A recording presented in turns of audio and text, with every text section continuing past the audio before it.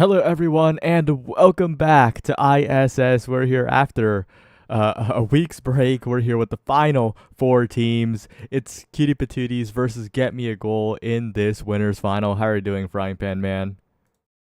Doing incredible, and I mean these teams have all been fighting it out. We just had the group stage last week, top four teams going in, but first up, before we can get to the rest of them, we've got the winners final to decide who's moving to grands and who's going to have one last chance in losers. And yes, like you said, Get Me a Goal, Cutie Patooties fighting it out. Two very favorite teams, two very nice positive scores in the group stage.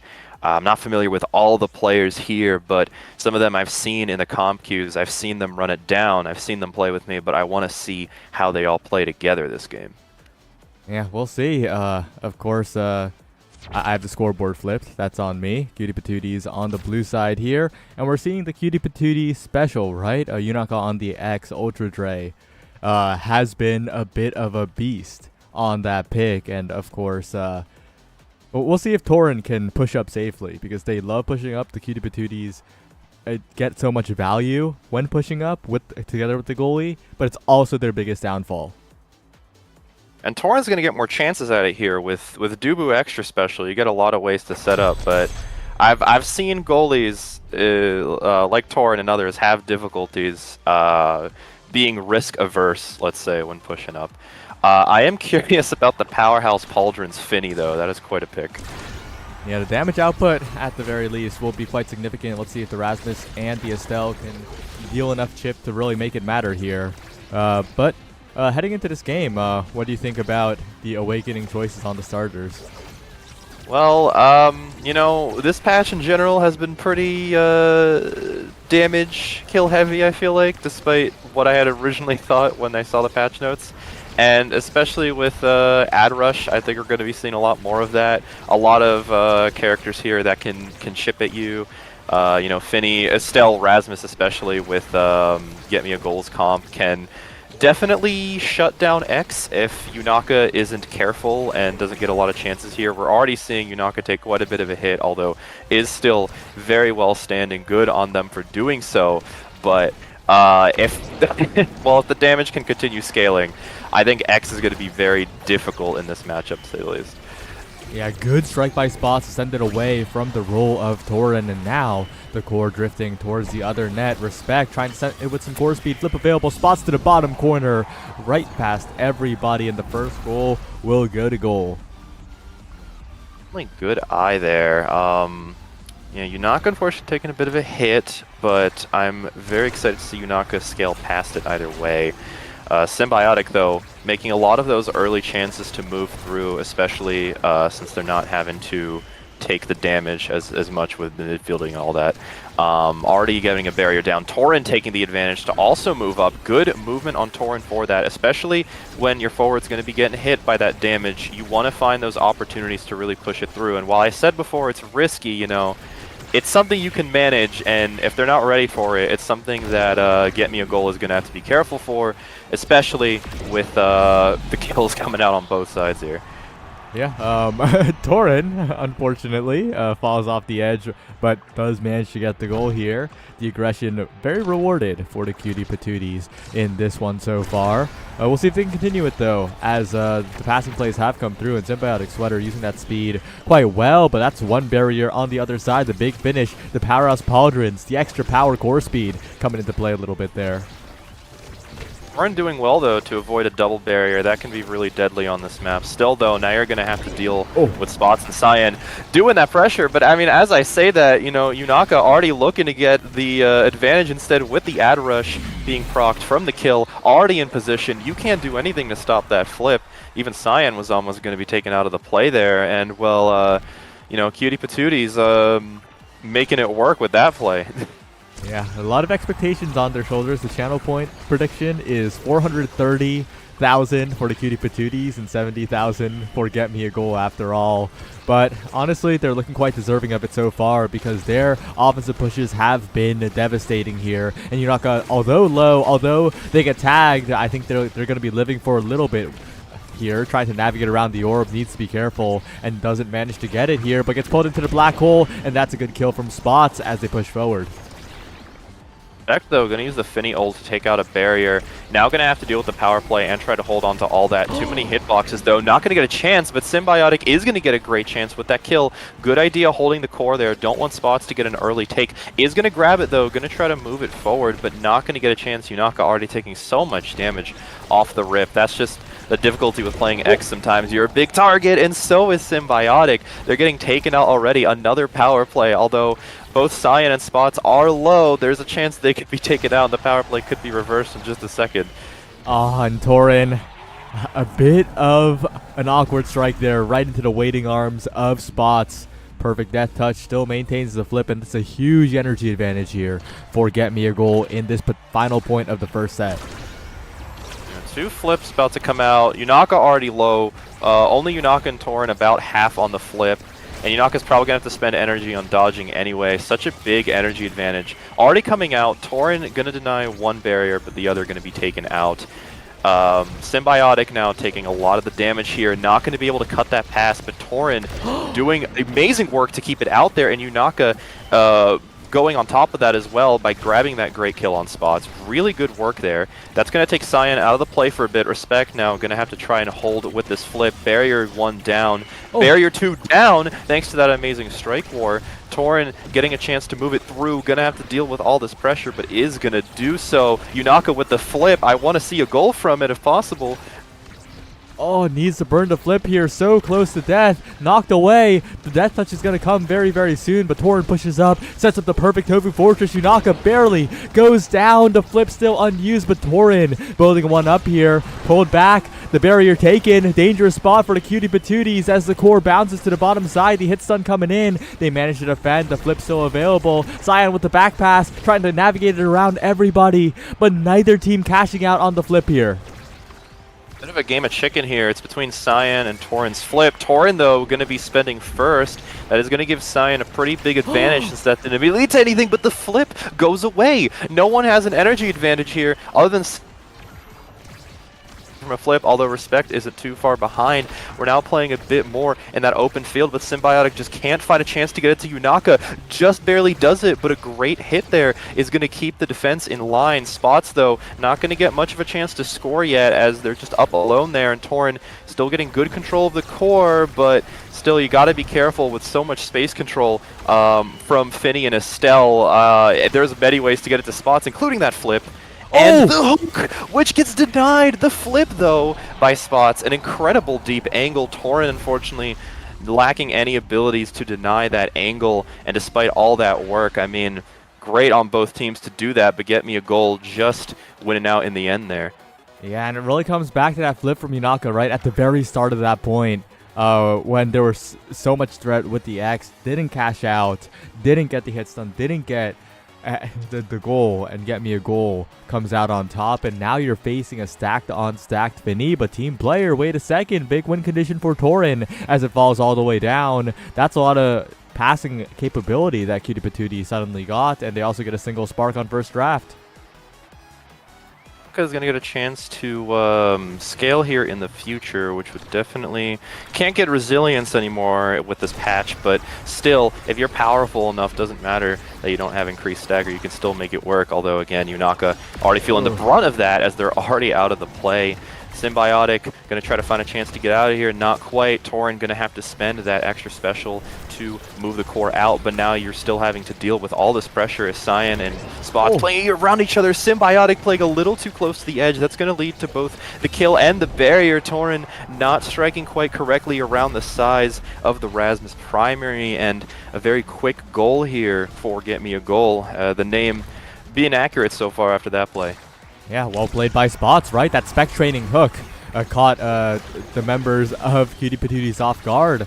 And this entire game plan is being facilitated by the Finny. Respect is pressing the debuff button on someone, and I think someone, I remember someone saying, but Finny's like the fairest damage in the game. If you get hit by the debuff, you instantly die if the other team's coordinated enough. But if you don't, then you don't. So I think that Cutie Patooties aim to respect the debuff more, and they aim to give themselves chances like these, a dash punch and a nado, and it's a 3v1 power play.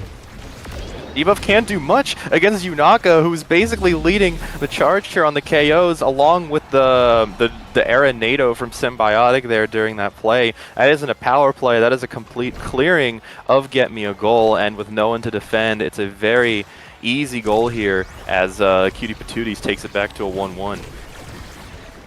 1-1 right now, but there's another KO. Spots with the Adrenaline Rush, and you gotta respect Spots now. Like, that Erasmus is a huge threat, and right now, Get Me a Goal is getting so much value. Perfect Crystal Thorns from Cyan00C5FF. Light Sky gets it done.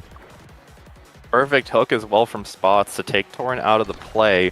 Still, though, Cutie Patooties coming in with an energy advantage here as they've got 2 flips coming up to work with.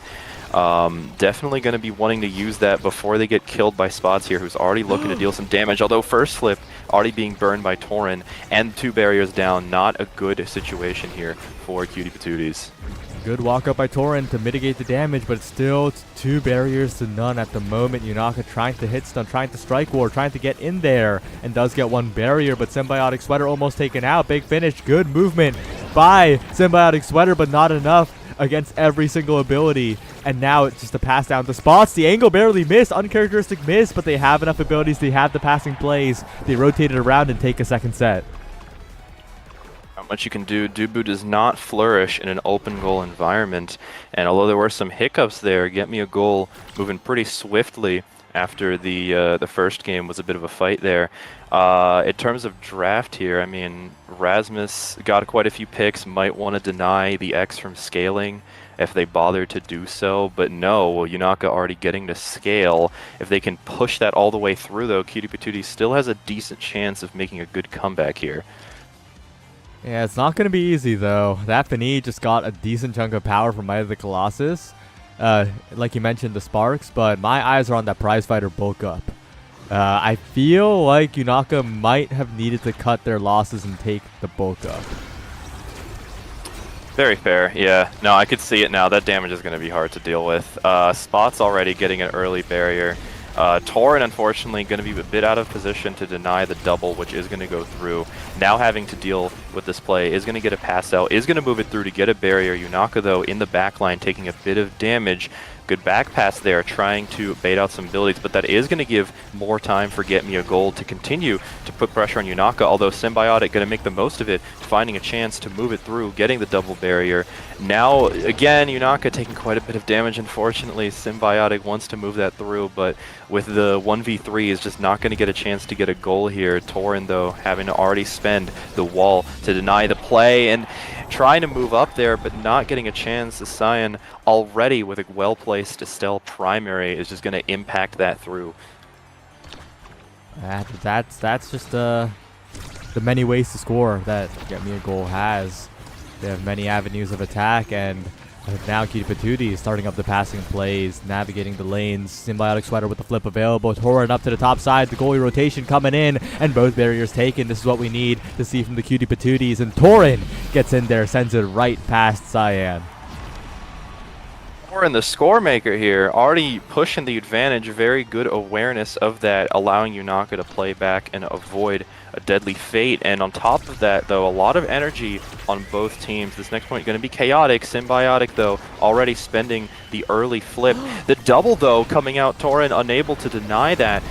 Trying to move it through. Symbiotic taking a bit of damage, but still resilient enough to be aware of the flip. That Respect just almost fumbled into a double, but not quite. Able to pass around. Going to have to do with the 2v2, trying to move it up to Yunaka, but not going to get a chance as Torrent is going to have to spend the flip, although not able to move it anywhere. The curvature of the Atlas void there in the middle, an incredible pass to Spots, and unfortunately neither Torrent and Symbiotic were able to cut it, and that is going to give Get Me a Goal another goal, and only one more away from taking a nice 3-0 for the first game.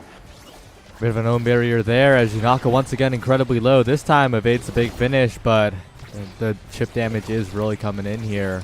And that means that there's so much room for Respect to play, right? When Yunaka's not in their face. Right now, though, Yunaka is, and looking for a Strike War win. Symbiotic with the repeat strikes forward, and the X Maximus popped, but the scoring pressure just isn't there. The big finish from Respect is good, and the barrier stays alive. though, the pressure from the space control already leading to one barrier. Torin, though, great strike wars there with all those abilities, and the strike at the end going to prevent the double and also spend the flip, which is always valued. Yunaka trying to do some strike wars, but Cyan already helping out Respect with the double strike war means barrier isn't going down. Yunaka finding chances to move away. Spots try to move it up to Cyan, and the both of them are again playing in that freeform spot. The flip already getting taken out, but Spots in a perfect place there to use that Rasmus primary means barriers are down. And the hook, you have to be careful, especially when you're playing a goalie like Dubu that can't prevent those sort of plays once it's taken away. Spots, again, in such a good position. We've seen that hook before, and it's being utilized again as Get Me a Goal already showing their true power here with a nice 3-0 victory. They put it through. Yeah, a very, very good game from them. And you saw their game plan, right? They used the Fini, they put the debuff on, and then they KO'd. And it was very focused too, right? Rasmus and Estelle, not the highest raw damage characters in the game, but very good at focusing, very good at securing KOs as well. And the entire Get Me a Goal game plan looked very mature, and that's good. For sure. I mean, Rasmus and Estelle, they're just not only good at confirming, but like, while they're playing their regular game, they're already peppering you with damage. And you don't even need them to do that much, because with the Finny debuff, they're already doing quite a bit. And, you know, like you said, they were scaling with the bulk up, the prize fighter. And if you just don't have an answer to that, you know, you don't get the chance to play. There's just a lot of damage to work with this patch, and you either have to match that damage or you just need a good answer to it. I think it was just Get Me a Goal having the more, I guess, the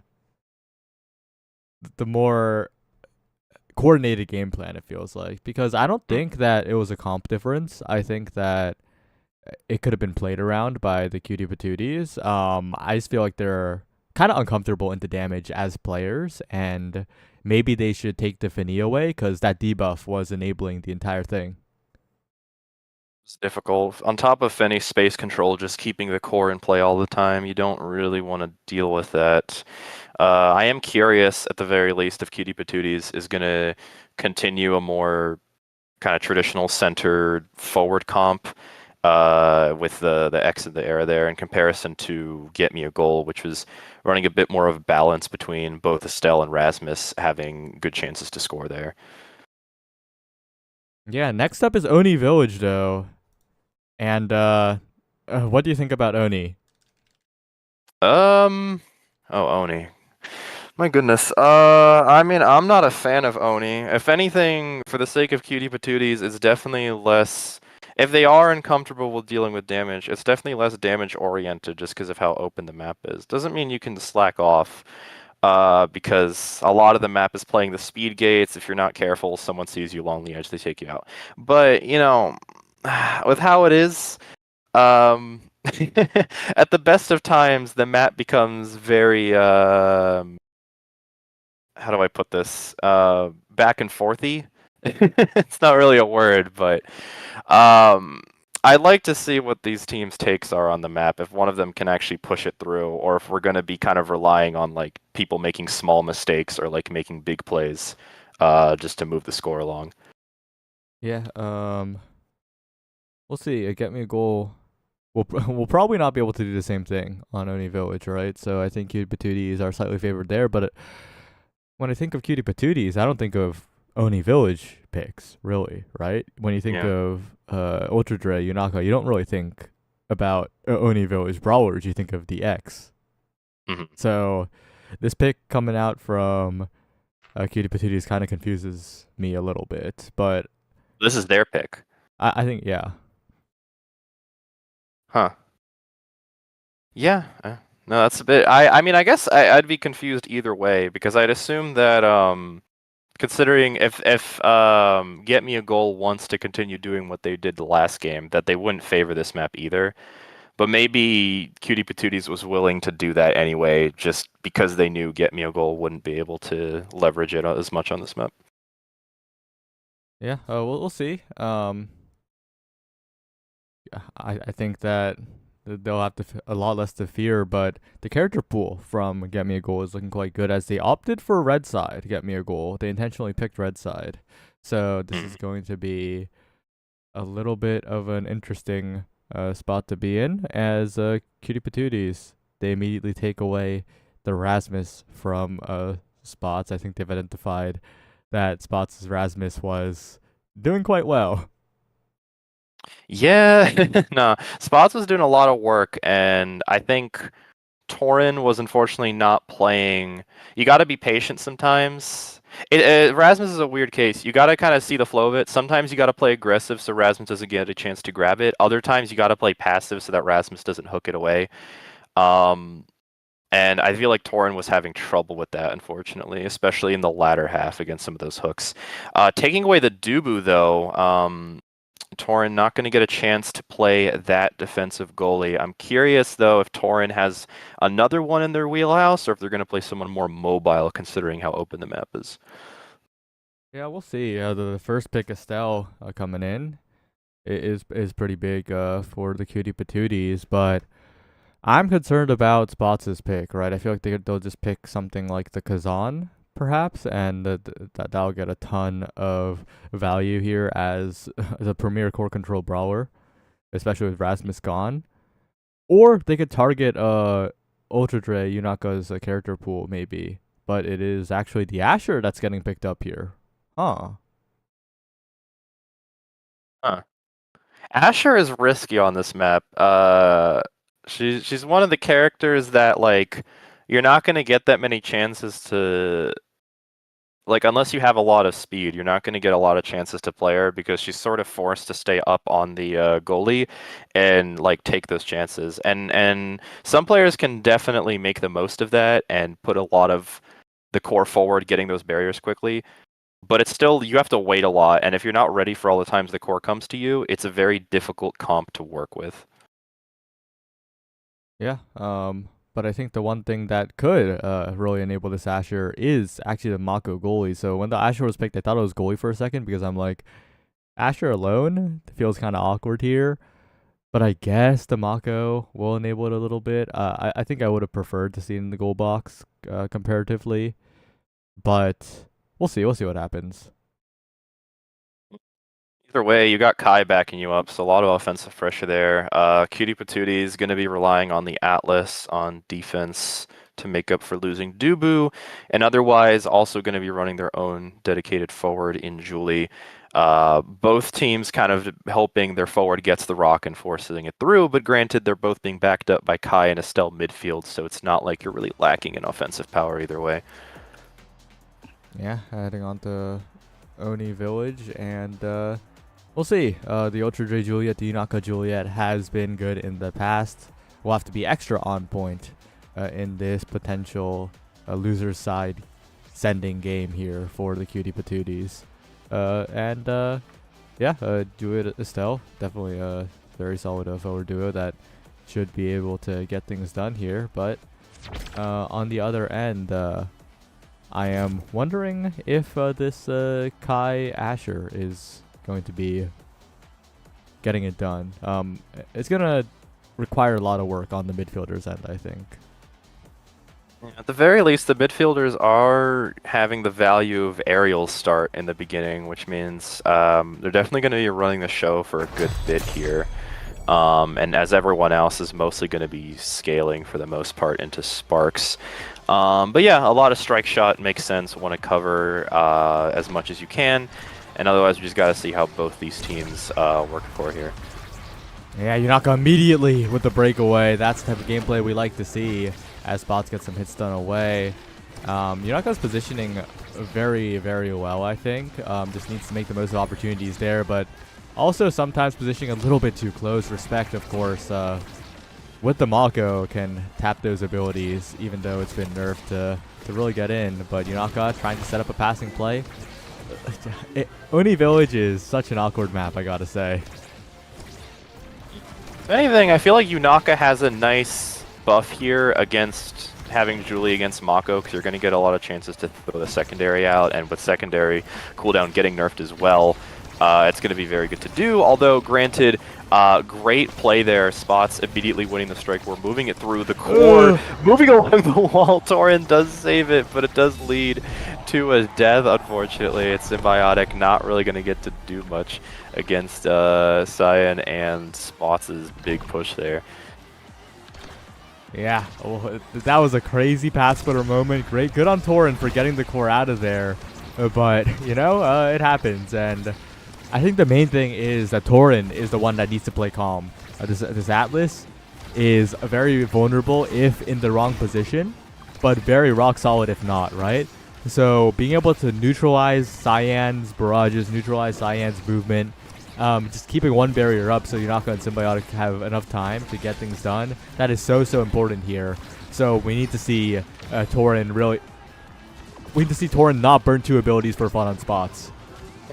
I understand why Torin did that. It was to prevent Spots from moving up and killing Yunaka, but I think you could have accomplished that with just a primary and didn't have to bother spending both. Spots, though, going to try to go for the early kill, but Torin not going to be in the place to be hit by that, and Yunaka going to take the chance to grab a barrier here, and with Symbiotic running on a flip, and hopefully a Dream is going to go and grab that goal. We are at a 1-1 here. Yeah, Dream is alive, knocked into perfect place, and good flip timing, good flip angle to get around the Mako as well. A well played by Symbiotic Sweater, and it's tied up here. And who knows where the game will go here, because both teams are only just getting started, but it does feel that Yunaka has not gotten many touches on the core. Cyan is just controlling the entire midfield. On top of that, while Yunaka is good at being able to disrupt Mako abilities, Mako also has way more abilities, meaning they're going to get a chance to hit on Yunaka, which is why Yunaka's just been so low on stagger for a while here. Still though, with the barrier open, they're not giving up. Symbiotic and Yunaka getting a great chance, but unfortunately that secondary not going to hit the core perfectly in the open for Spots to move up there with the slick kick speed and grab that away. Get me a goal again in the lead here. Yeah, they're playing this. Oh, what? Oh, okay, a bit of lag, unfortunately, for Cutie Patooties, and Spots pounces both barriers taken here as Cyan buys some space as well. The flip goes right into the arms of Symbiotic, though, and Yunaka capitalizes. Bit of an awkward flip angle, and Respect's going to get punished for it. Good strike war by Yunaka against 2, and maintains flip as well. This is huge for Cutie Patooties. Turnaround. Yunaka doesn't even need to use flip there. Still, get me a goal not far behind. Spots also holding on to a flip here means that it's just more a matter, of course, here which team is able to push that advantage. I'm sure both of them are definitely going to be wanting to hold that flip in order to get a goal. Alright, never mind, I didn't say anything. They are going to get the double barrier, or almost double barrier here. Uses the secondary. Torin going to prevent Spots from doing that. But still, flips burned on both sides, meaning that we're back to a more even spread, although Cyan not too far behind on a flip compared to Symbiotic's energy there. So, get me a goal. Still leaning on a bit of an advantage here, but great save from Torin means that the core is still in play as the flip comes out. Nothing gained from it. Nothing gained from it. Torin in position. Good strike war after the hit's done. And Yunaka in position. Back pass perfect. Trying to KO the goalie here. But the top side of the net's wide open. Cyan gets there in time. A flip down to the bottom side. Respect with the strike war win. And Symbiotic's building up a ton of meter here. Yunaka on the top side. Looking for a dash punch angle. Looking for a punch. Looking for a hit stun. Not in time. As Cyan wins yet another strike war to get me a goal alive in this one. But Torin's maintaining the barrier. It still hasn't fallen. It's overtime. Back to the other side of the map. Cyan in position. Flip has to be burned. Respect around the world, but Symbiotic right back into the hands of the Estelle here as the core, such a scary spot to the bottom corner, and Respect and Cyan can't reach it in time. A crazy bounce. Well played by the Cutie Patooties.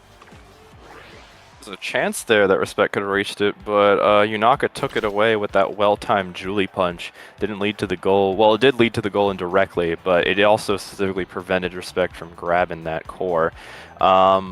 A lot of pretty decent awakenings here, especially for movement. Midfielders definitely going to be looking as Twin Drive on Estelle, Fight or Flight on Kai, both very standard picks. Respect going to be grabbing some more defensively here with Prime Time. Recovery Drone, I suppose, makes sense. There's not too much for Atlas in this draft. And otherwise, though, a lot of damage here coming on Yunaka and Spots with the Spec Training and Might of the Colossus pickups, respectively.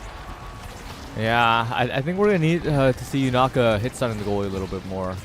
in this coming set, because with that spec training, the Flame Flurry is a lot more of a threat. And whoa, Torin already taken out once by Spots. Needs to be careful near the lanes.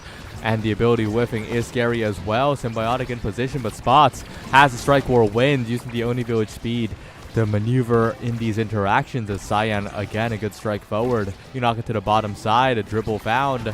Looking for one pass respect. Not quite.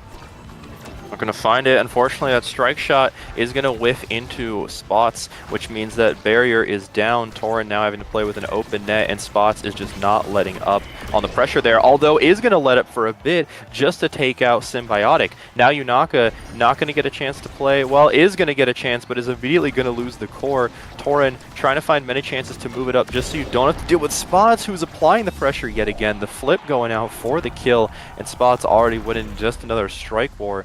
Get me a goal is not letting up. Spots picked up quite a lot more pressure from that might than I thought they would. They did get buffed, to be fair, just for solo use, so I guess that makes sense, though. Yeah, and Spots and Yaka, they have very similar game plans, right? They're hovering around the enemy goalie and just using hits to their advantage, but I feel like Spots is doing it just a little bit better, a little bit earlier to win the interactions here. But Yunaka with the strike war against 2 sets up Symbiotic for the barrier take, and that's the power of their particular comp, the style follow-ups. But Cyan securing the kill, the revive not in time, and it's a huge swing in the favor of Get Me a Goal here if they can get the barriers. Barrier 1 down, but still no, both barriers are, or the second barrier is still up. Flip going to be burned, but with a bit of a wide angle means that Cyan isn't going to pick up anything off of it. Great Kai, oh my god, great Kai Giga Blast there, but also great dribble off the bottom to avoid the Asher being able to set up. Still though, having to deal with all this close pressure, Torin finding so many really good strikes. Symbiotic now having to try and find a way through this to get it to Yunaka. Is going to get it, and having Respect's flip spent, but another flip's getting spent by Torin. Isn't going to die though. Yunaka taking a bit of damage. Symbiotic holding on to a flip. Used it way too early there. Gotta watch out. All the flips being used. Yunaka now sitting on a flip. The goal almost going there by Symbiotic's great strike, but just getting hit out by Cyan. Now having to spend these Atlas abilities just to avoid Spots playing on that vertical angle. Yunaka trying to kill, but is going to miss it, and the Giga Blast, but the secondary Symbiotic is covering that. Amazing. And Yunaka already getting the pass. Respect is not holding on to too many abilities, just the primary, but it's not enough. Yunaka getting that great goal there after all those fast moving plays. Yeah, but needs to be careful now. No evade, right? Could be the target of some focus damage on the other half of the field. But it's actually Symbiotic that gets comboed. Good elusive to knock it bounce around after the primary there from Respect, but still in a dangerous spot. The barrier's being taken. Cyan with the dribbles. Maybe styling a little bit too hard as Yunaka picks up the core afterwards. And one barrier falls on the other end as well. Wow, what a good follow-up coming in from the Cutie Patooties, and they take both barriers here. If Yunaka gets the core one more time, that could be the goal. Still, play ain't over yet. Gonna miss a strike shot to move it through. The Giga Blast going through. Torin playing a little too risky there. Gonna have to spend 2 flips, but will pick up the barrier. Yunaka and Symbiotic now trying to hold on as much as they can, preventing the core from getting through, but Cyan already with the well-placed barrage. Spots in position. Symbiotic unfortunately not being able to take it out. So both flips being spent well there as Get Me a Goal. Still holding on to another flip on Respect. Is gonna be up 2-1 here. Up 2-1, and looking for the set win here. Again, right? Spots and Cyan, I feel like they have a really good recognition of when they can go for a kill, like right there. It's a little bit off angle, but Symbiotic Sweater, Torin, and Yunaka, they're all playing a little bit too close near the edge in a lot of situations, and when Spots gets a KO, the game blows wide open. I feel like, especially compared to Respect, who's just playing the barrier with the Mako abilities, Torin is having to take a lot of risky plays, and Spots has just been an eagle eye at seeing that. Yunaka, though, not even worried about the Mako cage, going to move it through, playing the Strike War. The amazing Julie ult means that Respect not going to get a chance to hit it away, and now Cutie Patootie is on the up and up. Looking at a flip on Yunaka here, I mean, they could do a lot with this if they can move it fast before Get Me a Goal gets their flips. Well played. Up to the top side, Symbiotic Sweater now. And Yunaka with the flip available, right? Big opportunity to get things done here. But look at that, Cyan forcing out the expanse and the follow-up from Spots. 2 barriers gone in an instant, perfectly played by Get Me a Gold. They want the goal, they want it now, but Symbiotic Sweater gets in there as well. But it's an open net. Torin burns all the abilities forwards, and Spots capitalizes instantly.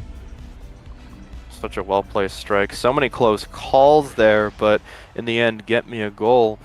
Keeping the match fired up with a 1-1 in set count. They do not want the map pick of Cutie Patooties to gather them momentum. Team player on the board here, such a good pickup with how open this map is. I'm sure the goalies are going to be looking for that, though. We got Hmong Titans, makes sense for the speed bulk up. I don't like this. I don't like that bulk up take. Oh, and now team player falls to respect for basically free, and I think that Get Me a Goal is really happy with the outcome of this one. They get 1-2 punch on Spots for both KOs and core control plays as well, right? With the core speed, the insta core speed with like a primary or something, and there's the 1-2 punch in action again. Recovery drone already popped, and I think Get Me a Goal has all the tools they need to win this game. I agree with you. I was trying to justify that bulk up pick in my head, but I'm not really too sure about that. I definitely would have wanted the deny on the team player since respect was up before Torin. Either way though, Spots already moving up. The Atlas secondary not enough. So much more damage and pressure now. Gonna spend the flip early. Is still gonna be able to clear it, and respect not in position to avoid the Estelle play. Now trying to move it up. Yunaka not gonna get a chance to hit it, unfortunately. Cyan cutting those passes oh so well, and Spots again putting on the offensive pressure, although there's no kill yet. The Mako abilities continuing to stifle some of these Julie plays, but respect also holding on to a flip, which is already going to be spent, but the Julie ult so perfectly held onto means Yunaka is denying any chance of that flip going somewhere. And hey, Cutie Patooties at least making their awakenings work so far. I mean, Yunaka's definitely not, you're definitely going to be happy with an ad rush, especially if they could proc it later. Yeah, we'll see if they can get it done here, but Spots is in position. Cyan with so much speed with the Hmong Titans as well, right? Can control the entire midfield, but if the core gets to Yunaka, that is the main threat. Spots in position, Symbiotic interrupting. I like that they're burning cooldowns on defense here because it gives them chances on the offense, because Yunaka is hit stunning and Symbiotic's finding the angles. And I think Symbiotic's figured a lot of the midfielding out here. Symbiotic cutting a lot more passes there, which is good. Cyan and Spots were relying a lot on just being able to make those easy pass plays, but now Symbiotic making that a bit harder. And on top of that, Yunaka putting the pressure on the goalie earlier in that play meant that the Mako ultimate was not able to get off the ground and end up hitting into Yunaka early and didn't catch the core. Torin, though, gonna spend the secondary early. Good idea there to avoid any potential play there. Yunaka spending everything, but is gonna get the kill. And I mean, with ad rush, you're not worried about that. Still though, respect using the Mako primary and then the strike shot to prevent the goal and grab the final barrier means that the advantage is all over. The power play is done, although Yunaka still going to use the Julie ult. We've seen so many good uses of this special so far, and that trend continues as the barriers are down on both sides. Cutie Patooties not even letting Let Me a Goal get a goal this set. Yeah, they used to figure out the game plan really well, I think, and it really worked out for them. They play a lot more patiently, especially Ultra Dre Yunaka. They got in there when it was necessary. I think lined themselves up for the play a lot better. But the Awakenings, I think, are still favoring Get Me a Goal, right? The gameplay is favoring Cutie Patooties, but I think the Awakenings are still looking good for Get Me a Goal here. I mean, Spots is definitely looking the best with more size and more damage. Spots has been running the field with the kills, not getting as much of a chance in that last game, but If you can keep scaling and giving spots some of that priority, you just have to be careful with what spots can do with that. Barriers down on both sides. It is Oni Village. The first barrier does not matter. What matters is the second barrier, and Symbiotic making the most of it by grabbing it. All those cooldowns spent, but for goodwill here, Yunaka now trying to make a play here. Symbiotic tries to move it through, but Symbiotic doesn't even need Yunaka as they're already in position. The Estelle teleport, the primary, the everything. Estelle is a playmaker in her own right, and we see that firsthand. Yeah, and with Torin managing to pick up Glass Cannon here, that does give the Atlas a lot more room to play with, right? The additional speed doing a lot of work. And my eyes right now are on Cyan. With all the speed and with the barrages, needs to be the difference maker here and there. The Giga Blast was perfect, right? Needs to be the facilitator for spots. On the other end, both Yunaka and Symbiotic could be the one taking the barriers in a lot of cases, and this time it's Yunaka just controlling the core perfectly on the top side, almost building up the flip as well. And an early strike by Respect gets punished immediately. Symbiotic is doing everything. Along with the pressure Yunaka's putting on, and also, like you said, the core control there for that second barrier, so much is getting done by this this incredible comp. I can see the map pick now. Torin getting to lose recovery drone yet again. Good back pass, but Torin unfortunately a little hasty. Means both barriers are down. Spot's going to burn the flip early, and against Atlas secondary, you do not want to do that. Yunaka and Symbiotic both either sitting on flips or almost sitting on flips. Great clear the gear. Learned their lesson from before, but Cyan not going to get to do much speeding if they're dead. And Symbiotic and Yunaka now both holding on to flips and the power play. But the flip is gone from Yunaka. Spots 80 taking the advantage to move back. The power play now in favor of get me a goal. And now you're going to have to deal with all of the pressure that comes from that. Respect avoiding anything from the flip coming out. And now only Torin is the one sitting close to a flip, although not too far with having to spend energy just to watch out for the aggression from spots. Yeah, but Yunaka's getting the core, dribbling up confidently. You got to be careful if your Cyan doesn't get KO'd by the Rose Warp here. Good strike by Spots, but Torin's there in time. Another dash punch comes in. The core speed activated. The expanse is good. Yunaka with the dribbles. You got to contest that, Cyan. You can't let Yunaka stall forever. The barrage misses as well. 3 seconds on the respawn, and Torin finds a strike as well. They stall it out, but the core speed too much. Symbiotic's there, but the core speed, no, right to Torin. Finds a strike, and now another passing play to the bottom side, but Torin, of course, has the primary, and Yunaka's looking for an opportunity. Spots, but the flip from Torin still available, still defended away, and Spots is going in, but this time the hit's done a little bit too late. And now the flip to the top side, another perfect primary coming out from Torin, and finally will not be able to strike it around Spots, who covers the entire corner. Well played in the end, but what a point by Torin. Was close. I mean, if Torin had struck down there, I feel like it might have even cleared too, but that was just far too fast. I mean, with Oni Village, plays like that just lead to so many things happening. Yunaka, Respect, and Spots all close on the flip. Symbiotic not far behind. Yunaka, though, spending it early. Respect is going to be taking quite a bit of damage here. Definitely want to make the most of it. That means Respect's now spent a flip. The energy economy now not too far behind, although Yunaka going to be taken down. Symbiotic just has to try and hold here for Cutie Patooties to get a chance back at it, although we're now back in that 2v2 defense situation as Respect trying to shower the field with the Mako primaries, trying to move through. Great pass, but Cyan cuts it. Now Torin has to use the Atlas abilities to avoid the pressure here. Symbiotic moving back just in time to pass it all the way back. An incredible Giga there to move it up, but again, Torin and Symbiotic working so well to prevent that from being a full play. Yunaka taking damage, but getting a breather to heal. Torin and Symbiotic both on the flip. Symbiotic using the flip, but not going to get anything. Cyan now trying to avoid dying before they can get their flip. Torin still sitting on theirs. The energy economy is everything on this map, but so far neither team really making any big decisive play yet. Oh, but that's a decisive play. The core slips past it. Yunaka with a big opportunity. Cyan sends it away, but here's the Flame Flurry, and here's the win for the Cutie Patooties. It really came down to the midfield at the start. It was all Cyan, but once Symbiotic locked in, it was all Cutie Patooties. Oh my goodness. I can see why the map pick came out here from Cutie Patooties. They knew how to play the game plan. It took them a bit to get started, but once they did, it was almost infallible. I mean, the defense from Torin and Symbiotic being able to move between that so fast. I mean, Cyan was able to do the same, but in the end, Yunaka and Symbiotic really put the offensive pressure to work there, especially in the end. Even though Spots was able to pick up 7 KOs on an Oni Village match, which is incredible, even despite all that, Cutie Patooties still toughed it out in the end. Yeah, and final map is Night Market here. Wow, this is such a boring map pool. but, Dang. but Night yeah, Market. it's Night Market, and why'd I let Ether put old Big Three, ancient Big Three in the same pool, and new Big? Yo, Ether, this is the most boring map pool ever made. Holy moly.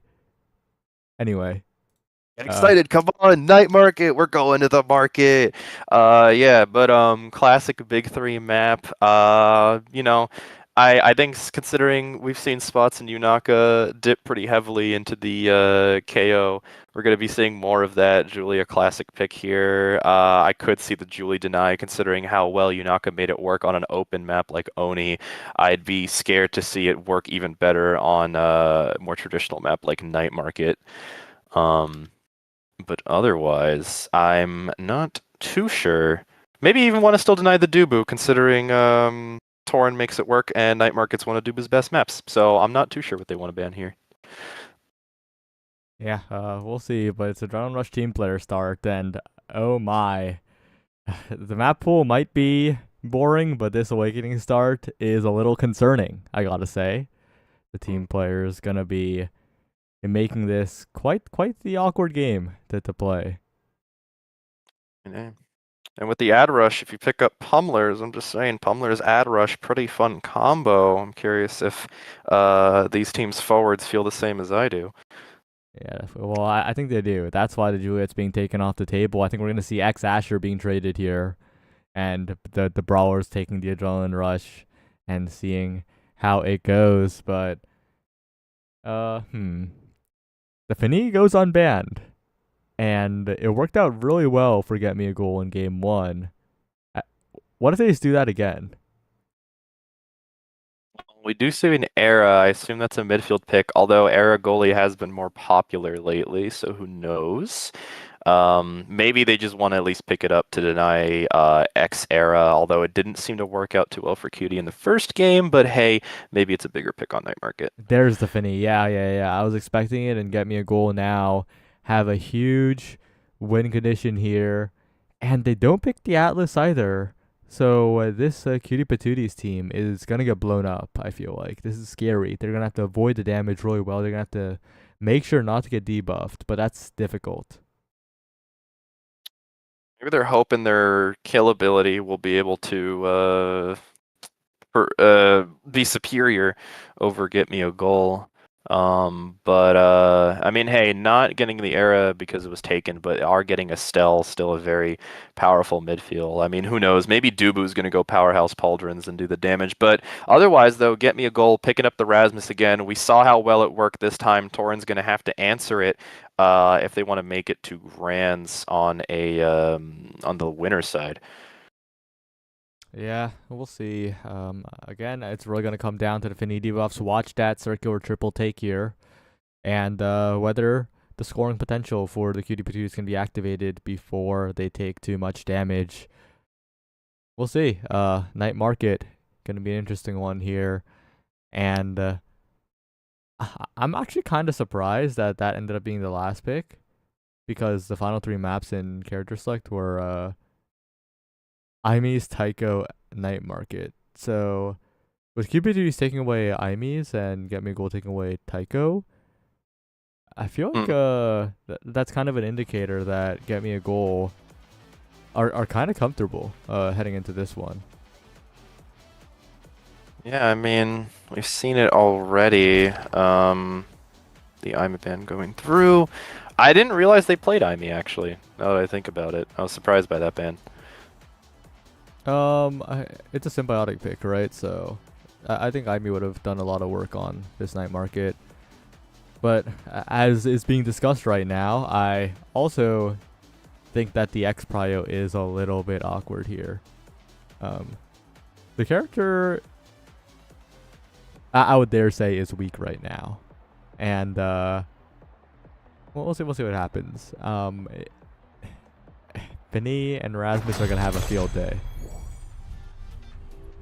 Yeah, no, for sure. And I mean, Era's going to get in on that too, keeping X small.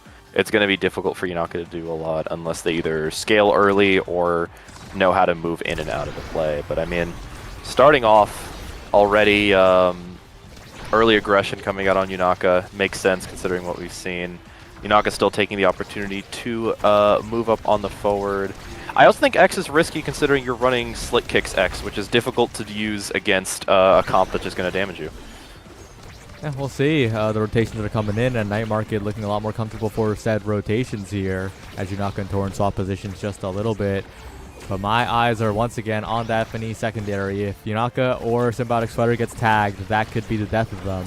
And right now, the coordinated damage is coming in, and the X is being forced to retreat over and over, which is really good for Get Me a Goal, but they haven't really gone on the offense at all. They need to find their way around this Torin Symbiotic Sweater double midfield in the lane, and right now it's all cutie patooties.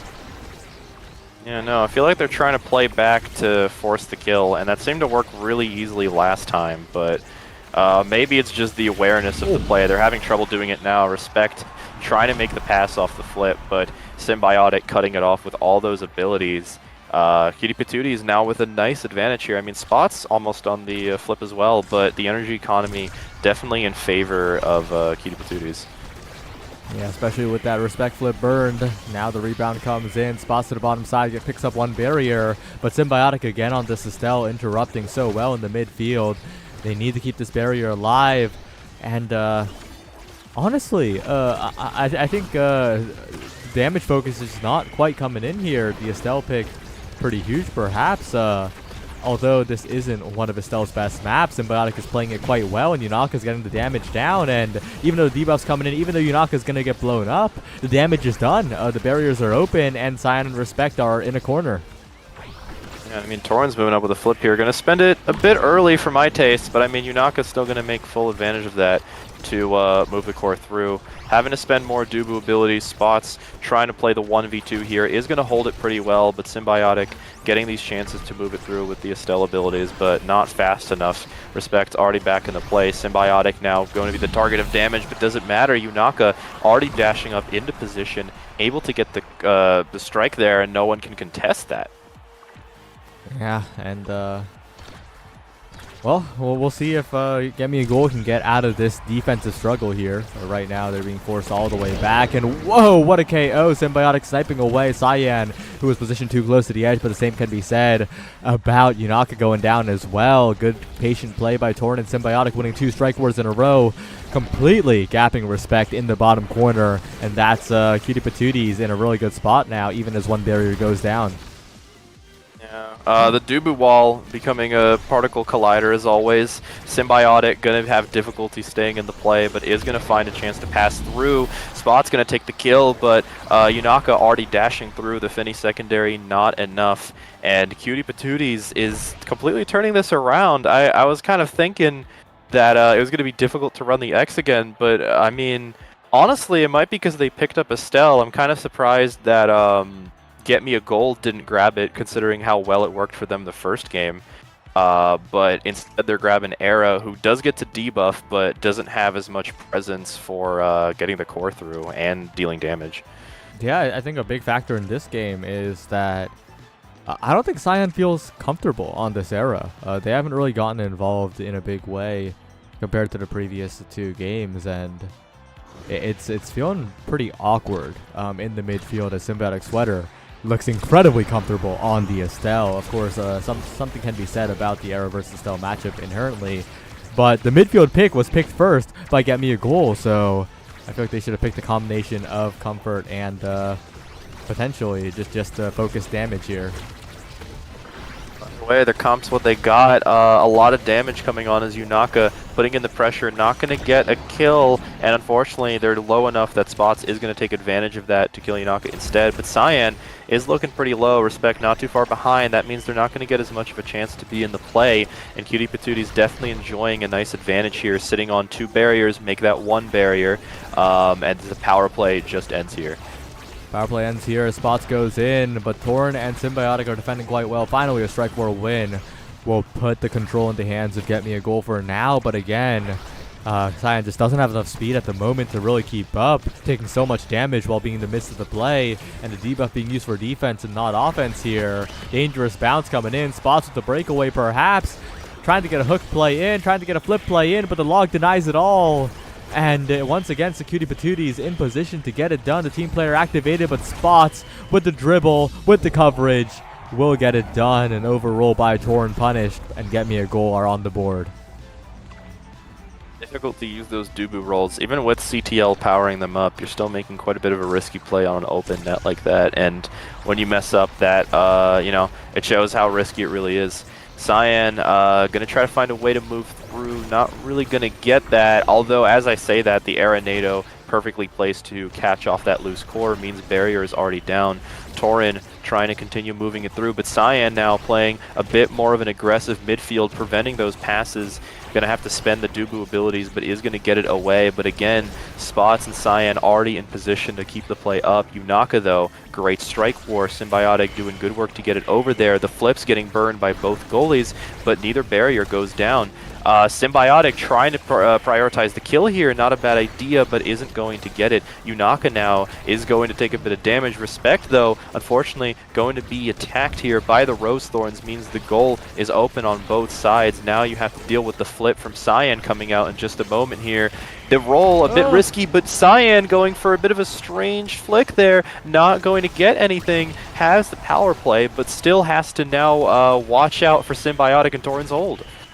A lot of core speed on the top side. A team player activated, looking for a shot to the bottom side. The big finish going to do that, but the log denies. Sending around the world, and Cyan and Spots are clumping up. They're going same side. The core control is being lost here, and Yunaka capitalizes. The goalie taken out, and it's only a matter of time before the rebounds come in from Symbiotic and Yunaka. Cyan, though, with the core speed with the team player, sending it away for now. A good flip by Spots as well, but a bounce to the bottom side. Another dribble, the respawn for Respect, and the hook trying to help out. Dangerous spot still for Respect, though, as the strike timing is desynced and not quite there to cover an amazing shot by Symbiotic.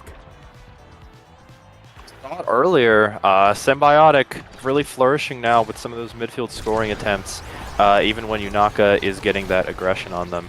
And again, that is coming into play here. Torin, though, great hold here against all that space control and abilities. Means of barrier is already down in favor of Cutie Patootie. Still, though, Symbiotic not going to get a chance to strike, and the damage coming through means Torin now going to have to do a bit more holding here to avoid this play. Is going to do it as Symbiotic gets a nice chance, thanks to the hold, to move back and heal. Yunaka now trying to put the pressure, but Respect smartly there, going forward to strike early and prevent the X from starting up. But still, Yunaka holding on to a flip here, is going to spend it, and the X special there going to go through the X Maximus. Yunaka, too much damage being taken. If they don't do a play now, Cutie Patooties might be down a forward, but Symbiotic is going to make Get Me a Goal be down a goalie, and then the midfield. Spots now having to hold as much as they can, but they are not going to be able to hold enough. Too much. Members are gone, and Symbiotic is already in perfect position to gracefully throw that in there. Cutie Patooties really feeling the momentum now. Yeah, they are, and I think that Get Me a Goal needs to focus on the KO here. They need to focus down one member. They need to go back to what worked for them in Game 1 of this series, but I feel like they're getting impatient. They're abandoning that play to try and find the barriers early on the other end. Their comp isn't built for that. Their comp is not built for running at them and getting the barriers. Their comp is built to power play here, I feel like, and they need to get it done before Cyan goes down. Well, they might be seeing that now. Symbiotic not really getting much of a chance to heal against all these abilities, and now they are gone. Spots not only with flip, but with the ad rush. The flip being spent means the goalie is down, and there's nothing to stop Spots from just scoring it in there. They might have heard your call from the other side, as Get Me a Goal immediately playing into a double power play. Double power play coming in, and we need to see more of that. It's 0.5. Get Me a Goal still has a way to get back into the game here, but Yunaka with the dribbles is looking to solo on the other end. Spots misses the core just barely, and no barriers taken. They got to play patiently. They got to work on the KO on Yunaka and then try to find the goal here. the very least, putting in that forward pressure on Yunaka does spend the flip, and Symbiotic just in a bit of a risky position there. Spots 80 sees that and takes full advantage. Yunaka now being debuffed and hit with everything means that Torin gonna have to hold, but Symbiotic already back the power play over for now, but with considering Yunaka's low stagger, I think it might just start up again in just a moment. Yeah, Yunaka with the hit stun not being KO'd here. A late flip by Respect, nullified by the log of Torin. These logs have been really on point against the flips, and Yunaka with the strike reset. This is what happens when they don't finish their plate, right? When Yunaka's not taken out fully, it's such a dangerous spot for get me a goal here. Torin moving back just in time as OT hits. Team player is going to make the core go red. Cyan now and Respect both pretty low. You know, you got to make sure to finish your food before you can have your dessert. And now with the low stagger, they're going to be out of these plays. Respect moving up to try and push the advantage instead. But the core is just moving so fast. It's difficult. With Torin's flip, not going to get anything as Respect in the perfect position. Going to have to try to find a way to rotate it out, and Symbiotic in the perfect position to do that. Yunaka almost throws it all through that Finny ult, but not going to get enough of a chance to. Respect just missing that, but it doesn't matter. Yunaka's not in the perfect position to prevent that. Spots, though, great flip. Means the barrier is going down. The X rotational move prevented by the Era smallification beam. Either way, though, the core moving so fast. Torin special prevents Spots from doing anything, and we're back into a bit of a stalemate here.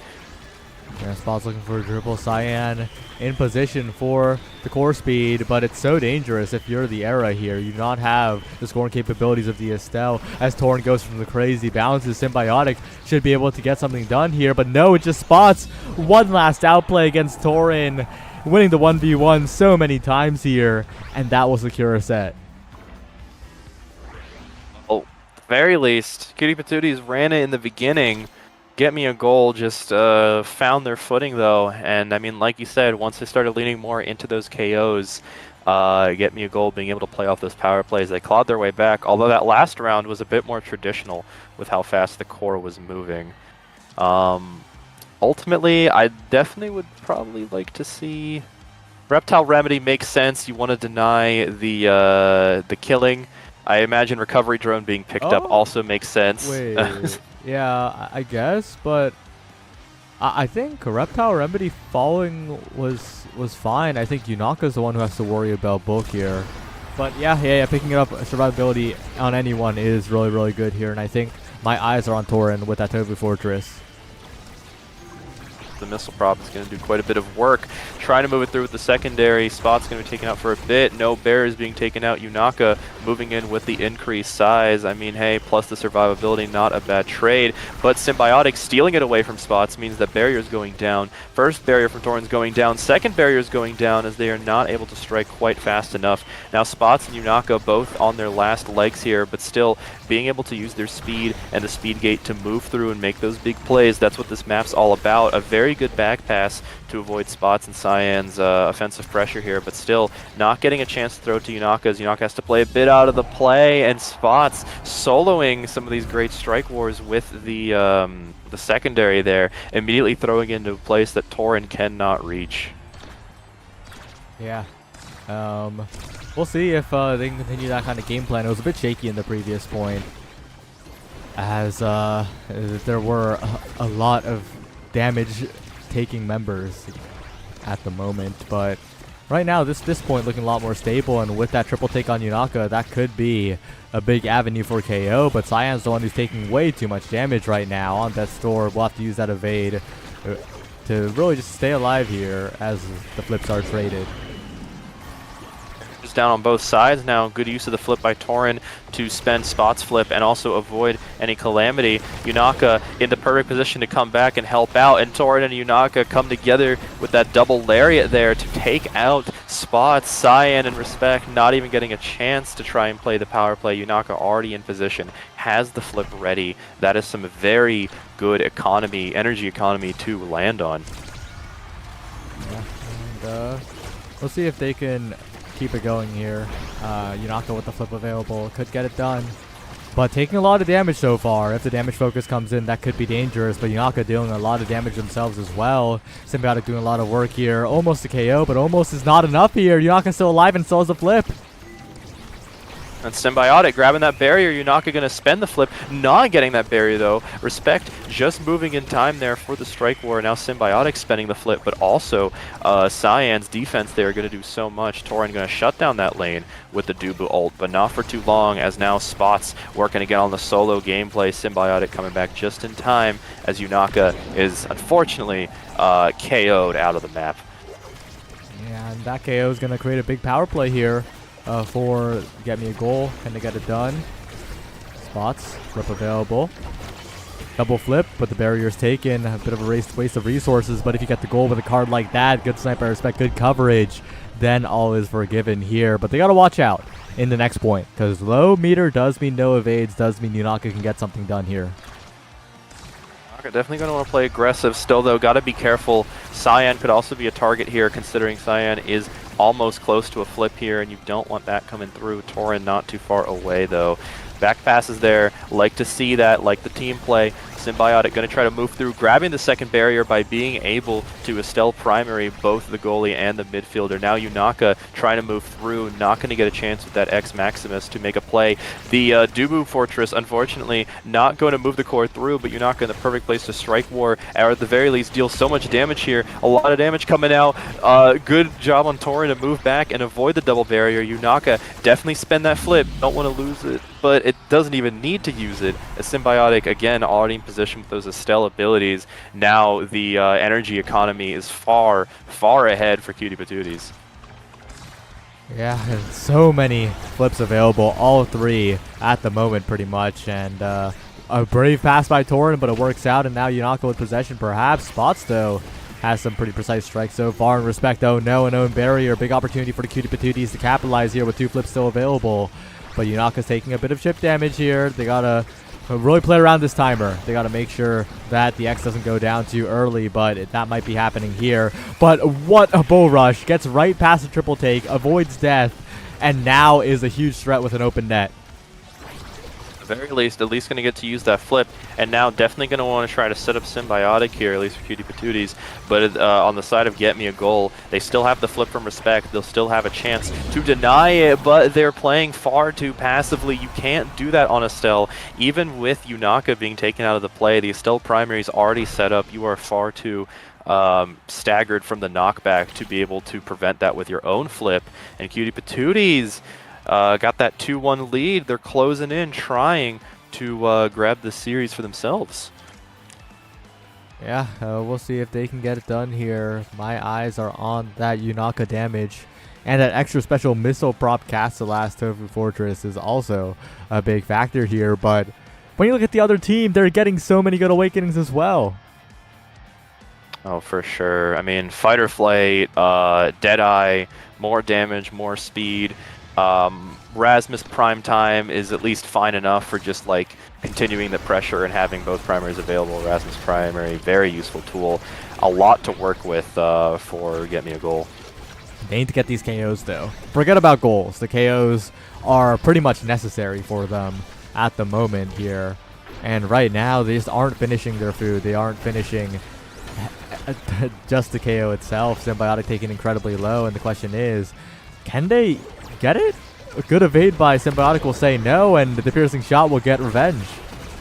Dang, hey, Symbiotic still alive, now healing thanks to Reptile Remedy. Gonna have to watch out for this era play. Trying to solo, is gonna get hit though, means Cyan not gonna get a chance to flip. Trying to move it through, but Cyan being stopped is going to flip, but can't do much against the extra special missile prop Dubu Fortress. Symbiotic putting the Estelle primary to work, such a powerful tool in this matchup, and we already see the barriers being taken down. Cutie Patooties got a nice advantage, although Yunaka, again, taking quite a bit of damage here. Is going to still get a great chance to pass up here. Symbiotic just soloing against the Finny ultimate means the goal is going ahead, and Yunaka still holding on to that recovery drone is also pretty big. Yeah, and Cutie Patooties, it feels like they have all the tools they need now. Like you mentioned, the recovery drone still available. Yunaka going in, so much pressure. Tofu Fortress making the angles awkward as well as Spot tries to navigate around the Dubu of Torin, but Torin has so many more tools now this late into this game. Spot's one barrier taken, looking for the second, but pure core control is not what Get Me a Goal is going to win with here. But that double own barrier will, the big finish backfires, and Cutie Patooties once again a huge advantage. Still going to have to try to find a way through, though. Cyan and Spots holding on really well to move the core through. Not going to get to make a play as Symbiotic does block the Rasmus ult there. But now Respect going to have to deal with this attack here. Is going to prevent it, though. Great space control by both Respect and Cyan with their respective abilities here. Again, the offensive pressure is now for Spots, who with the primary is already making the play. Uses the ult to try and move it out, but not going to get a chance to. Yunaka is not even going to need to flip. Respect misses the core just by a smidge there, and that's also going to be very good for Cutie Patooties. They're going in with a flip here. Respect not too far behind, so they're not too ahead in the flip economy, but again, the momentum on the side of Cutie Patooties so far. Yeah, and momentum really big, and Symbiotic Sweater not going down. Instead, it's Yunaka finding a KO onto Cyan. Torn and Yunaka pushing forward, knowing that this could be their ticket into top 2, into the grand finals winner side. All it takes is one more goal here. A good flip by Respect will get one barrier on the other end. This respawn comes in. Cyan back on the field.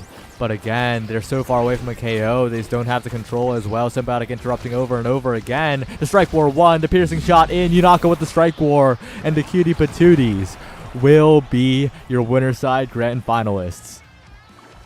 Against all respective odds from the betting, Cutie Patooties really... not against. Not against. Oh, I see. Yeah, wrong way. Definitely not with against. all odds for them, I apologize. Cutie Patooties showing how they've got it going on. I mean, completely upending the composition that Get Me a Goal had been working through for these 3 matches, being very KO damage heavy, but showing they can do that themselves. Cutie Patooties very nicely takes it, and again, like you said, winner's side grand finals for them. That doesn't mean it's the end for Get Me a Goal. They are going to be up later in the losers finals, but we'll have to wait a bit before we can see how it turns out for them. Yeah, and I think it really came down to the final game's composition, right? Get Me a Goal. I think they should just return to what worked in game 1. Cyan did not look comfortable on the Era. The Era did not look comfortable in the game as a character, unfortunately. And it didn't really work out, but they'll have another chance in the losers final to make it back to grand. So with how they performed so far in ISS, I do have high hopes for them. But anything you want to say before we head to break and then to loser semis? I mean, I think you covered it. Both teams showing how well they can adapt. Cutie Patooties just adapted a little bit better, but I'm excited to see the other 2 teams we've got going on in just a bit. All right, well, don't go anywhere. We'll be right back. See you soon.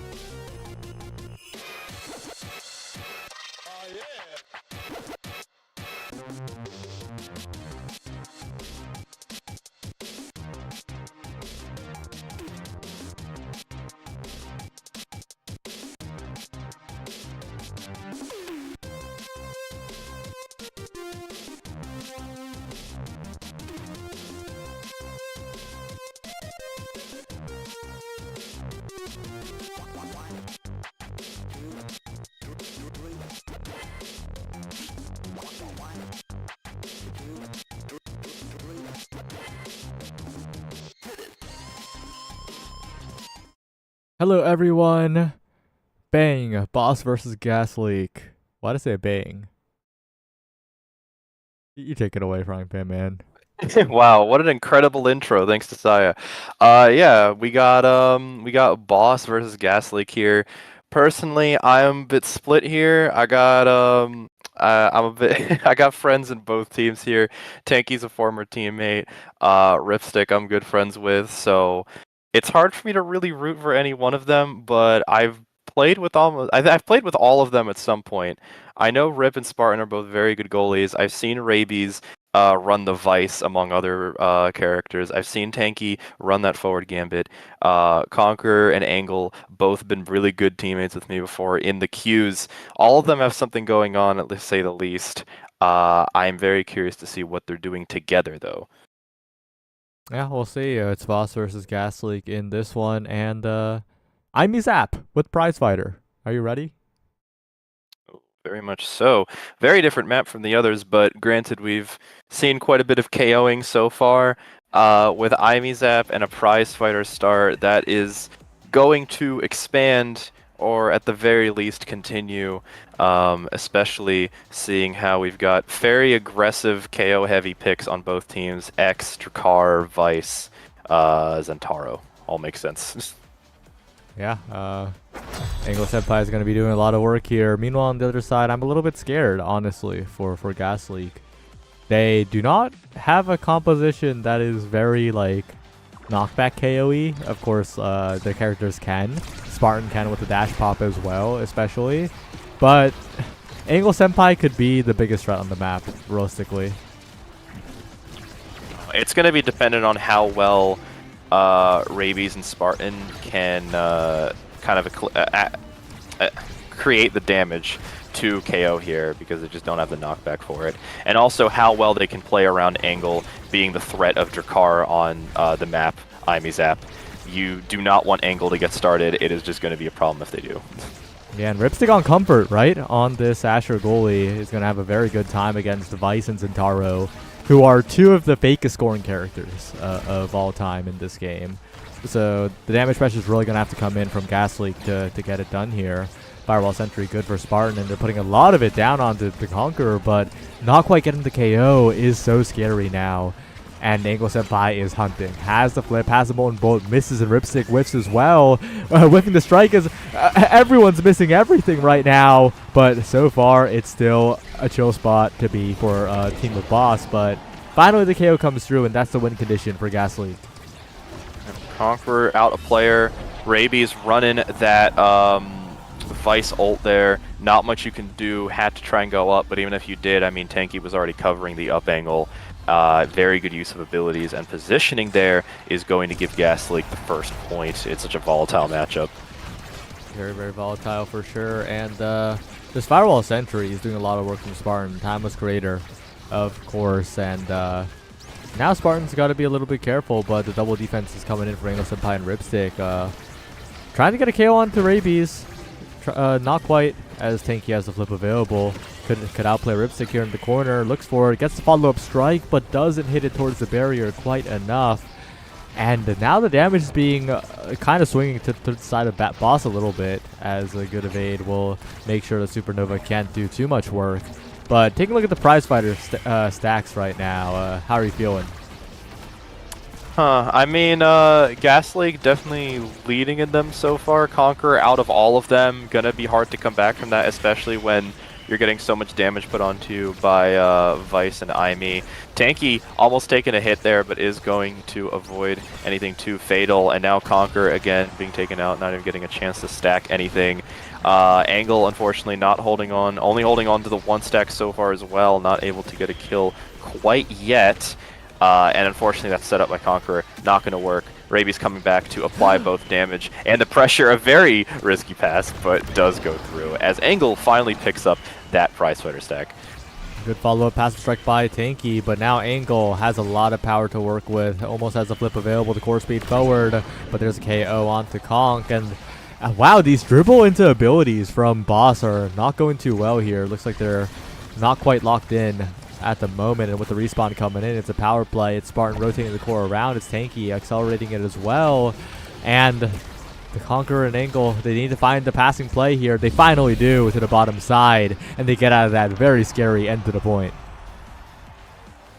No team's really taken full control yet. It's just a lot of momentum swings between both teams as they're finding kills. I mean, X again, difficult pickup here, can apply the pressure, but isn't going to do so with Vice having her way with that ultimate, trying to backpass around, not really getting anything immediately off the power play, really at least want to put the pressure on Angle, who is going to have to use the flip there, use it or lose it. Tanky, feel like he could have just struck there, but fair enough with the ult, wants to get the kill. Angle Senpai out of the play. Conquer having to ult to try and keep the strike wars up is going to hold, but Tanky already in position for a very nice strike war there. Rip not even getting a chance to take it away.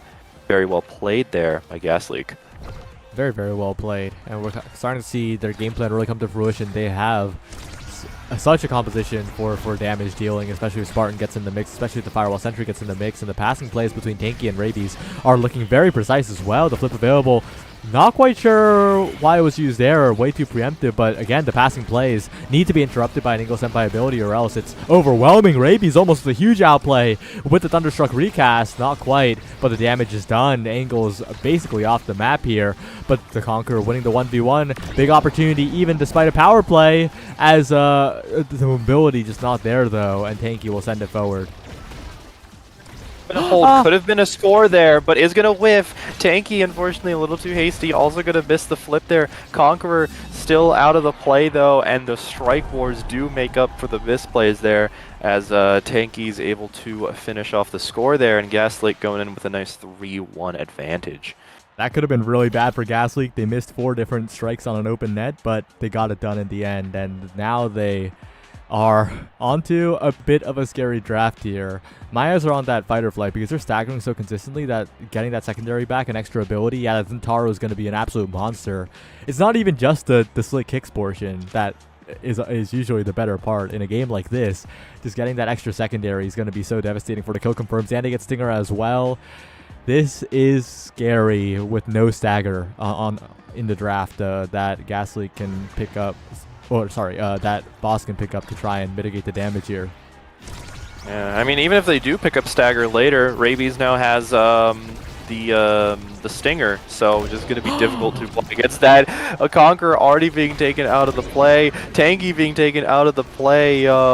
So many prize fighter stacks, but also so many players that have no prize fighter playing the 2v2. Neither team really getting a push there. They're going to hold off for the power plays to end as the teammates are now coming back. Spartan, good strike there into the pass to try and prevent the goal. Try to make the play work with the 3v1, but not going to get a chance to, as Spartan now has to move back. Rip taking the initiative, moving it up. Angle Senpai going to definitely appreciate that as they grab the goal here. He has to spend the Aimi ult, but a very good angle on it. Rip trying to move through, grab the pass away, is able to help with the help of Angle Senpai to move it out. That means Spartan's going to have to flip, is going to get it through. Barriers down on both sides. Yeah, and the passing plays need to come through for Team of Boss. Both comps are pretty similar in that way, but Angle Senpai and Ripstick, a bit of miscommunication. I think Ripstick really trusted Angle to cover the bottom angle there, but overextension from the Dakar means that Ripstick's the one who looks foolish.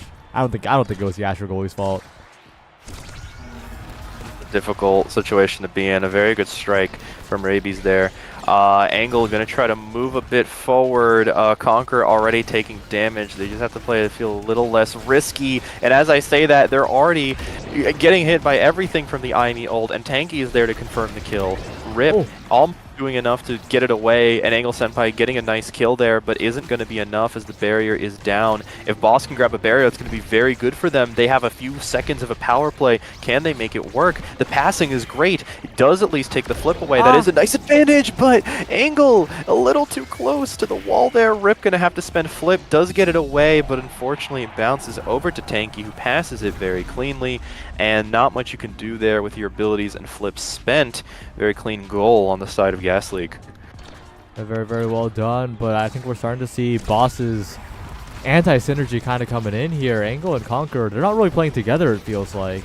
And that means that the damage focus on Conqueror is so simple for the side of Gasleak to execute, and they're doing so quite well. They're capitalizing immediately, and Rabies timing mix-up Ripstick not ready for the 3-0 set win, and Gasleak are looking good in this game.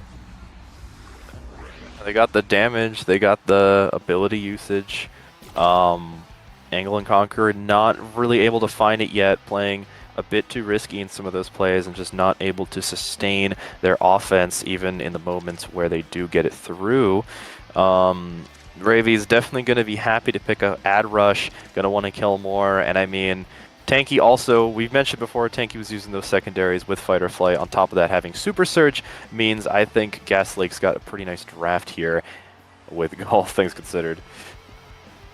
Yeah, that missile prop is a factor, but other than that, it is just a minor benefits for the side of Boss. Gasleak are going to be KO monsters right now, and the Conqueror is the main target. No elusive available, just being targeted down.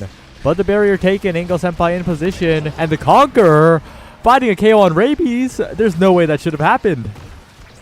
Oh, either way, it did happen. Spartan now taking quite a bit of damage, almost out of the play themselves, but it finds a really nice strike. Not going to get anything off it, but is going to try and apply the pressure.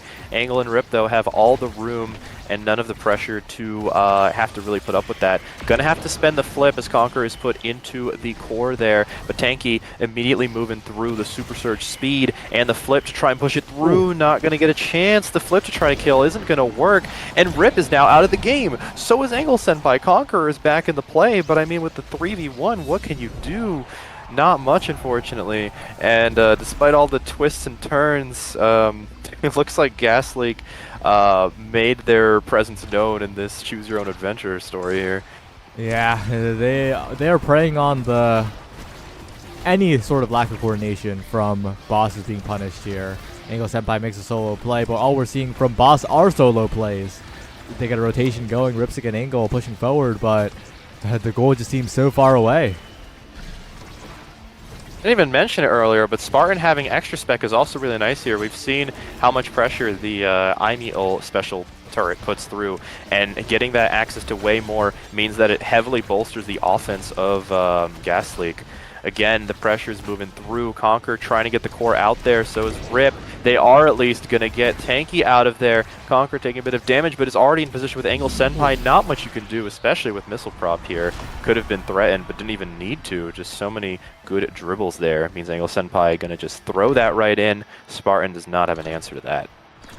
And those are the types of plays we need to see from Boss, and maybe we'll see a turnaround here if they can get it done. But right now, they have to worry about a ton of damage on Conquer. It's a recurring theme right now, but a good bull rush will secure the orb, and the Conquer will stay alive here. Big opportunity for Angle Senpai and Ripstick, but they got to get the pass through to the X, and they managed to do so. Pummeler's X gets some value, and that is once again Rabies going down. Needs to position a little bit less dangerously, I think. Conquer for the first time holding on to more than one stack of prize fighters. Definitely happy to have that, although I'm sure Gasleak not going to let that stay for long as Conquer getting taken out of the play. Cutting off the lane with Viceult, very good, but Rip, good dribbling there to avoid Tanky making any plays. Is going to prevent the power play from really doing anything, and Spartan is not fast enough to avoid Rip's flip, which goes through. Conquer is now back. Power play is over. Going to have to try to find a way through, but not a lot of angles for this, and Tanky's already in position. It's a brawler in the net. I like that they rotated there, but Ripstick just couldn't find a good time to fall back, and then the Conqueror unfortunately just strikes it in the wrong direction against the fakest Intaro combo of all time. All good though. Well played, Tanky. Either way, it seemed to work. Just a bit too many difficulties here for Boss to really find a way through. But again, once they get that the offense going, I feel like they're grabbing the barriers really nicely, but not in this case. Spartan, Tanky, and Rabies doing such a nice team defense there to avoid anything, and in between all of that, Conquer taking the damage, being taken out, is now back to 0 stacks, and the Vice primary there already sending the barrier away from Boss. Definitely not looking good here for them. Yeah, good defense by Ripstick so far, but Tanky's in there, the core stop, and then the primary second hit comes in. Gasleak with a dominant Game 1 victory. It was from start to finish a game that was under their control. I almost forgot it was Drakkar and Imizap. There was only like one Drakkar knockback KO in the entire game. Yeah, it didn't happen all that often. I feel like I don't know. We kind of saw before in our earlier sets that X kind of just has a lot of difficulty getting started, and unfortunately, despite Conker's best efforts in some of those plays, we saw more of that here. You're not dealing with Finny, but you are dealing with a lot of characters that can attack you at range and just whittle you down. And even if they don't have immediate knockback, once you're low on stagger, that does not matter against Zentaro Vice. Yeah, we'll see what happens in the next match, but for now, I think Gas League played to their win condition quite well, and yeah, we'll see how it goes. I mean, I'm just curious what the next map is, because that one was, I mean, is the most KO-centric we've seen so far, although It's at Lab. it's at Lab. Okay. Well, basically not as KO-centric, but I mean, the middle is basically still a KO box, so I think it'll continue, to say the least. Yeah, and we'll see what the starting awakenings are, and I'll have you talk a bit about them. I'm excited to do so. I think Gas League are gonna take blue. We'll see. We'll see. But yeah, we'll have to wait for that one. Speaking of other topics, though, I'd be well, Gas League went red side. That's interesting. That's really interesting, actually. Any thoughts on red versus blue side? I mean, I don't know. I guess I just end up auto picking blue when I play in tournaments. But yeah, I mean, having the early pick of striker is just usually nice, and I don't end up falling into a lot of cases where I decide to pick red, but I Guys, feel like we've we need an investigation. Gas League got prize fighter start and the heavy impact start. There is no way. This cannot be Oh real. no. This Oof. well, Prime Pan Man. Like Yeah, every game so far has had some sort of damage awakening. I think other than like the Oni Village game, which I think was Ariel's focus. uh Yeah, Vice getting banned makes sense. Vice gets so much value off of heavy impact that you don't want to deal with it, especially when you have someone who plays Vice so much. yeah. Well, that ban is good, but they still do pick the Estelle, and Estelle's such a versatile pick. Lots of damage, lots of KO confirms, and of course that individual scoring potential. I like that for boss, but Gas Leak's about to go a little crazy, I think, with this heavy impact start. Both Estelle and Rasmus getting picked, both characters that benefit heavily off of heavy impact being at the start of the draft in terms of damage, core control, core speed, scoring, basically mostly everything. Cooldowns. like, yeah. Well, there's Juno. There's rabies on Juno, so heavy impact will not be getting value here. But the stacks on stacks is doing a huge, doing a lot of work for this Juno here, who will be very happy with that. And I'm interested to see what the final pick is. It might just be no. What would the final pick be for Gas Leak here? But the X comes back for the Conqueror, and maybe in a game where damage is less overwhelming for Gas Leak, the Conqueror will have a better time, maybe. But I'm not sure. I was just about to say, I think Rip's gonna play into Dubu here, and yeah, there it is. Which I got to say it before it came up, but I was thinking in my head it's gonna be a Dubu pick. I could see it on both this map and against this comp. And Rip's confident in the Dubu, so I'm not surprised. Conker's confident in the X. I hope it works out better for them in this case. Mako getting picked up does enjoy a heavy impact start and getting to buff Rasmus size, so I'm not surprised by that pickup either. Yeah, and it does look pretty comfortable for Gas League once again. And there's a lot of bestie bucks on the line, a lot of eyes on this one.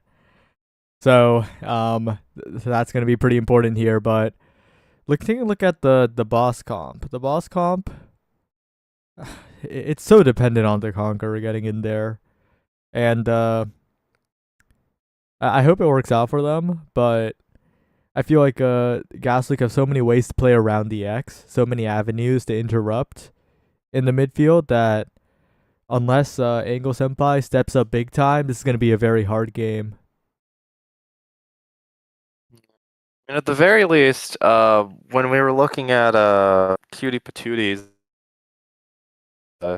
Estelle being a pickup into X was stronger than Era before, and they were able to just find the scoring opportunities where, like, even if X was getting hit out of the way, you get to sort of keep playing it. I'm curious if Gas League ends up letting them get away with that though here, because I mean, granted, I feel like it does work out at least for boss, because having heavy impact is such a boon for Estelle in so many ways that I don't know. Even if Conqueror just does enough to like apply pressure, I gotta stop saying pressure. I feel like I've said it too many times. If Conqueror does enough to just stay up there and harass Spartan, then Angle Senpai, if they put in the work, yeah, I think the comp could see some good use here.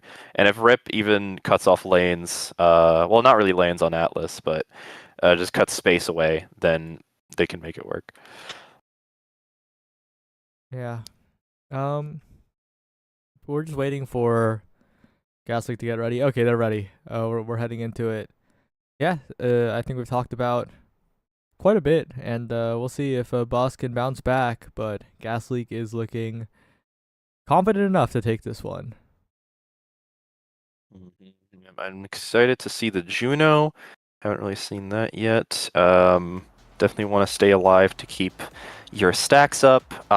If teams play around that, you can maybe even find teams taking away stacks, and that'll make it hard for the midfielders to play.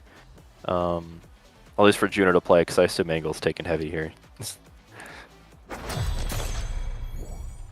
Yeah. Well, again, the one rule of ISS OSAS is a bet on the Juno, so we'll see if Rabies gets it done with it. And yeah, we'll always have to see as Tanky takes first blood on the barriers. Haven't played with Tanky. Tanky's very comfortable on the Rasmus, trying to move it through.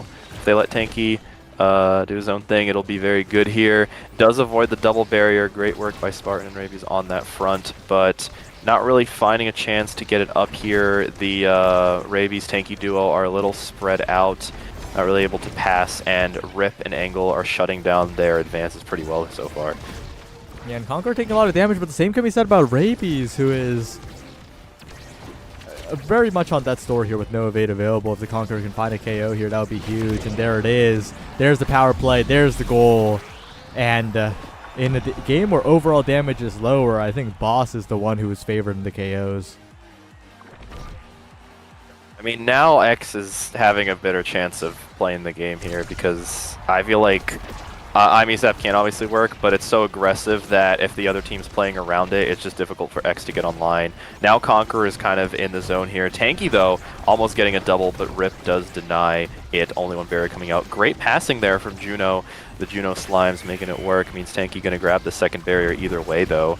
Definitely a lot of flips going to be coming out here. First flip going to be spent by Conqueror. It does grab the barrier for it. Spartan still holding on to a flip, though.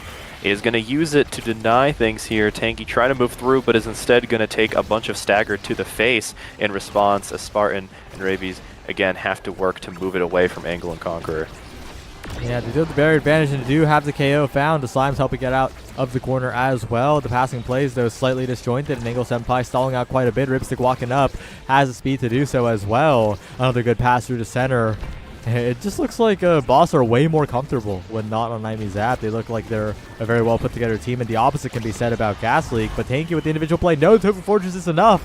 And now the hook comes in, but it goes to Ripstick around the world. The Conqueror trying to make it happen here, but a good strike by Spartan. Rabies misses the corner. All good, though, and a roll by Ripstick will send it forward. A strike or win by Tanky slowly rolls in, and that will be a big point for Gas League. I mean, with the momentum boots buff, it's a nice thing to take, but you got to be careful of the risks there. Rip weighed them and almost did make it, but just missing in that last interaction. Unfortunately, got the goal away. But hey, you got points to play with. Might as well take a few risks. Angle going to be trying to move it through, not going to get a chance. Tanky holding on to a flip. Isn't going to grab the second barrier, though. Conqueror almost getting 2 with that play, but it is going to get hit away by Spartan. Other way, though, both teams just finding the chances to play the offense, but immediately getting defended against. No team really taking immediate momentum, but with the flips here, Spartan going to get it through. Again, though, Rip just immediately taking it away, but it comes back thanks to the pass from Rabies. Tanky using the flip before they lose it, although so much damage being taken means a power play might come out, and all that work might be for naught if Tanky's not careful here. Gotta be careful of the chip damage. Oh, but Ripstick falls for it. Tanky with the hook, perfectly placed, and that's a huge goal, especially in a spot where the Rasmus was almost going down here. No meter available for the side of Gas League, but honestly, that's fine. You have the point lead. Yeah, Boss making some early aggression to move it through. Isn't going to be able to pick up a barrier thanks to the efforts of Rabies and Spartan. Again, no barrier taken out, but Conqueror is able to remove Juno from the game. And a good attempt there for the defense, but isn't going to go through. Does get hooked away, but Tanky can't get anything off of that. Angle still holding on to a flip. Very nice benefit for Boss if they can really make it work. Has the patience to find the dribble up there, but Rip is going to have to burn a secondary against how fast that core is moving along the edge. Yeah, what a strike war by Rabies. Angle Senpai's flip being caught out perfectly, and now Tanky's putting on so much pressure. Ripstick's winning the strike wars, but how many strike wars can you win until the barrier goes down? Well, the answer is it wasn't a strike war, it was a strike around the Dubu here.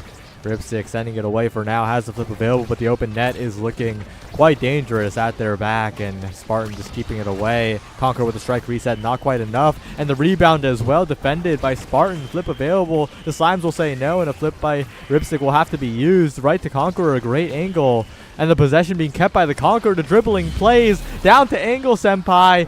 Oh my, Boss are activated. Yeah, Rabies jumping out a little too early, hoping the Slime would cover that, but with only 40 stacks of speed, the Slimes aren't going to be fast enough to catch that sort of play.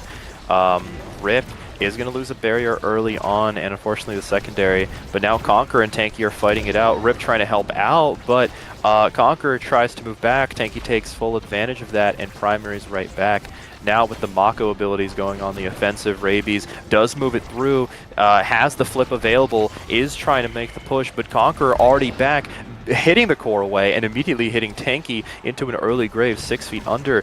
Does try to move it through with that secondary, does get it around the Mako secondary, is able to get the second barrier thanks to the pass from Angle on the barrier, and now trying to strike war, but Spartan winning these strike wars really well. The flip though from Angle, very hard to contest that, not too much left in the abilities, and Boss now taking the early lead, which is a very nice boon for them after that last match. Yeah, I feel like Gas League should have had that in the bag, but they just didn't really get it done in the end there.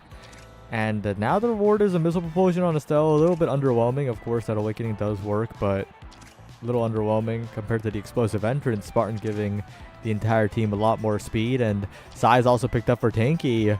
This draft looking kind of nice for the side of Gas League. I'm not going to lie, I feel like they turbo won the draft, actually. Yeah, no, I mean, Rasmus getting nice size here is really good. Most of the size is now gone too, so not a lot of size scaling left other than recovery drone, big fish.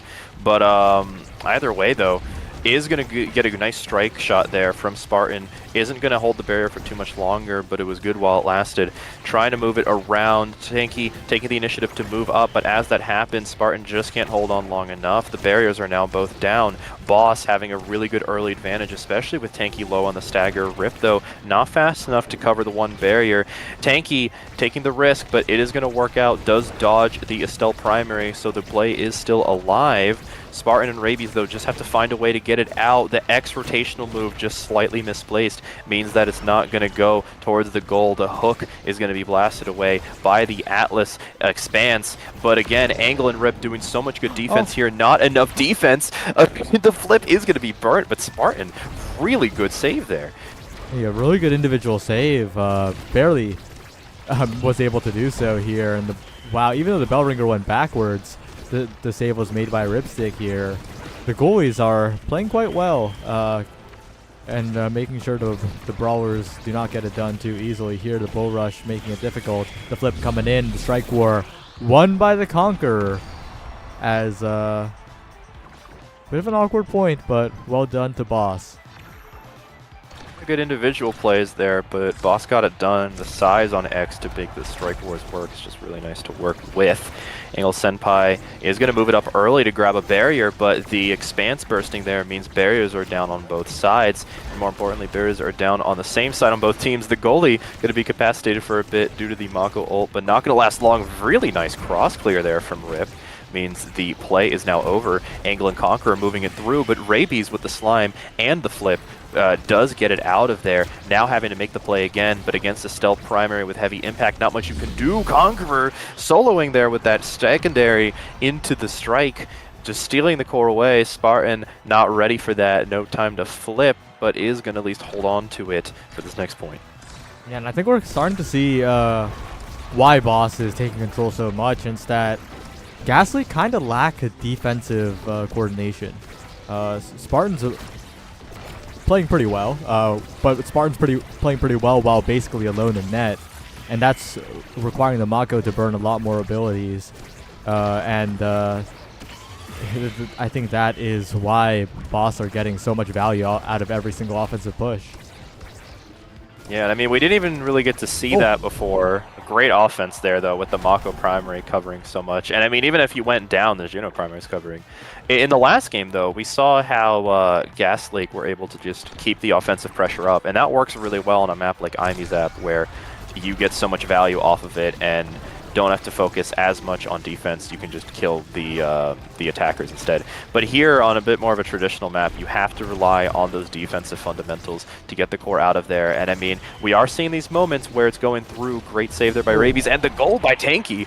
As I'm trying to say all this, Tanky doesn't even need me to say anything. It's already going to bring it back to a 2-2. Yeah, I think it's really coming down to individual outplays. Tanky is out-core controlling in some points the entire team of Boss. So if Tanky can 1v3, I think Gas League are going a little bit crazy here. But right now, it is once again a barrier down, a flip used, and this time it's Boss pushing up with the Tofu Fortress at their back. Conqueror's got the ult up, which means that not only is taking damage, but the barrier is gone. Tanky being hit away by the Expanse, out of the play now, has to deal with so much. Trying to cut the pass, is able to do so. Conqueror going to be taken away by the Mako ult. Great use there. Hold on as much as you can until Tanky comes back. Tanky is now back in the play. They got the speed to move it up. Conqueror has the health back to play the game again. And Boss playing a bit more defensively, but now they got core control. They can move up just as quickly. And Angle Senpai trying to make the most of it, but is not going to procure the goal. A good slime redirect by Rabies. Gonna need to look for a pass here up to Tanky, but interrupted by Angle Senpai. And wow, Conk almost got that KO here. Now a pass to the bottom side as well. Conk looking for the angle, but Angle Senpai continuing to stay alive as well. The KO is just not being able to be confirmed so far here. They don't have a Vice on Imizap, unfortunately. And this barrier is still standing. Yeah, great move back by Angle to cover the strike. Tanky's out of the play yet again. Took too much damage in that earlier scuffle. Spartan is still holding on to a flip, but is going to have to burn it early. Rip also choosing to burn early for the forward aggression. Angle now does come in with the flip. Not timed fast enough. Spartan in starstruck as the flip goes through. Granted, even if you hit that, the X secondary being right behind it, that was a difficult play to deal with. Boss is now really making this work. That they are, and they are rewarded as well with the first pick in this draft for the Estelle. The prime time gonna be the option here, but this Rasmus is getting even bigger. If anyone can carry this game, it's Tanky with a million size, but you gotta watch out for that X, who is now gonna dash punch and actually kill. Yeah, Juno even going out of the way to deny the extra special. Do not want to let Rip set up those bad situations with the Tofu Fortress. Yeah, that's pretty huge. Although Ripstick still gets a good awakening, the important thing about Tofu Fortress is that it's a one-button counterplay to Tanky McTanky's entire game plan. And right now, what Gas Leak need is Tanky to carry, because I don't think they can magically get their defensive coordination up, so they need that solo offensive play from the massive Rasmus. Yeah, he's going to get one barrier, but not enough for two. Conquer and Angle working really well, but Spartan with a great strike there denies even one barrier from being taken. Such a difficult situation to get through, but Gas Leak finds a way. Now having to deal with all this offensive pressure, but again, Rabies and Spartan, really good strikes there around all those abilities. Does choose to hold the Mako secondary, which means Spartan not in position to deny that, but is going to get a very good outclear. What can Rip do? Too many abilities What a on hook. the Dubu. Hook was amazing. Yeah, Tanky McTanky got the hook at the perfect time. When I saw Rabies shoot to the bottom side, I was like, Ripstick has that. And then the hook came, Tanky pulled the Dubu away, and it was a great team play between Rabies and Tanky to secure the goal. But there, I really don't like how Rabies is playing kickoffs. A lot of the time the core just slips by, and with Rabies jumping forward, that means that Spartan's alone on defense. And, well, Ripstick rolled forward a little bit, and now no one was on the defense for a moment, so Boss need to keep up this pressure. Very least, though, Gas Leak's great defense there, using the Mako primary hitbox there to avoid the flip from Conqueror. Either way, though, a lot of damage being put out on Conqueror means they might be out of the play for a bit if Gas Leak can have their way. Even the strike shot coming out to try and kill, but isn't going to do so. Rip, though, using that chance to take the initiative, is going to help get Tanky staggered as well, and Conqueror does not like Tanky being in that position, meaning that they are now out of the play. Angle even almost getting hit away, but Spartan does lose a barrier to the stealth primary. Yeah, very good primary, even while on death's door here, but the respawn comes in, the carry is back. The Rasmus trying to get something done, but the hook sends nowhere. Good clear by Spartan around the world, but it goes around the barrier to Sad Boy's Angle at the worst possible time. And there's the Conqueror, a good bell ringer to set it up. Oh, we needed an earlier strike there on the defense from Gas Leak, but wow, what an unfortunate turn of events. Yeah, no, that's for sure. And now the energy economy is starting to come online. Both teams, Rabies almost on a flip, although does have to dodge there. Rip had a flip, but did spend it. Unfortunately, the barrier was still taken away from Boss. Tanky is taking quite a bit of damage yet again, and considering how much Tanky's been doing for the team, that's not good to do. But before that happens, both barriers go down. Boss now sitting with a bit of a disadvantage as Spartan and Rabies have to put in the work to avoid barriers being taken. Does decide to flip to not even have one barrier be taken. Tanky taking the core for themselves despite the very good Dubu roll there, and Rip just not in position to grab it away. Rip barely missed the angle on the clear there. The timing was good. The timing was really good from Ripstick. Got the clear down, but the angle was just off, and that was almost one of the most brilliant moments that I've seen in ISS in general, just like straight up from Ripstick. But so close so far, but they still might have the point in their hands. They have two flips in the enemy net here, but a missed strike on the flip, and Rabies will capitalize. If there's something she can do, it's KO, and she gets it done. Don't even need Vice for it, just use the flip. Are going to pick up one barrier off the power play, but are not going to get a chance to do the second. Conquer smartly moving back for the defense there. Tanky now, again, taking that damage, you got to be careful. But Spartan only really having to deal with Conqueror here is going to defend pretty well. Rasmus now very low on stagger. Conqueror is probably just going to spend ult to kill. There you go. Rabies now going to have to drop back for the defense, but does not cut the pass. And that gives Angle Senpai the perfect position to throw it to Conqueror, and Spartan is not sitting on any abilities that can deny that play. Yeah, we're seeing the defensive woes of Gas Leak again and again.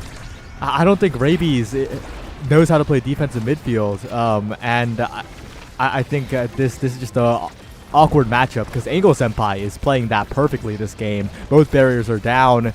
Every single angle covered by Angle Senpai, it feels like. But that is one barrier taken, but it goes around to the Conqueror.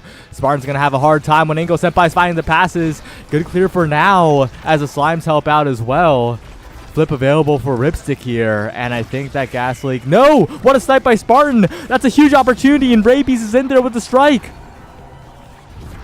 Well, alright, if there's one thing I could say, Rip has a tendency to flip for the offense.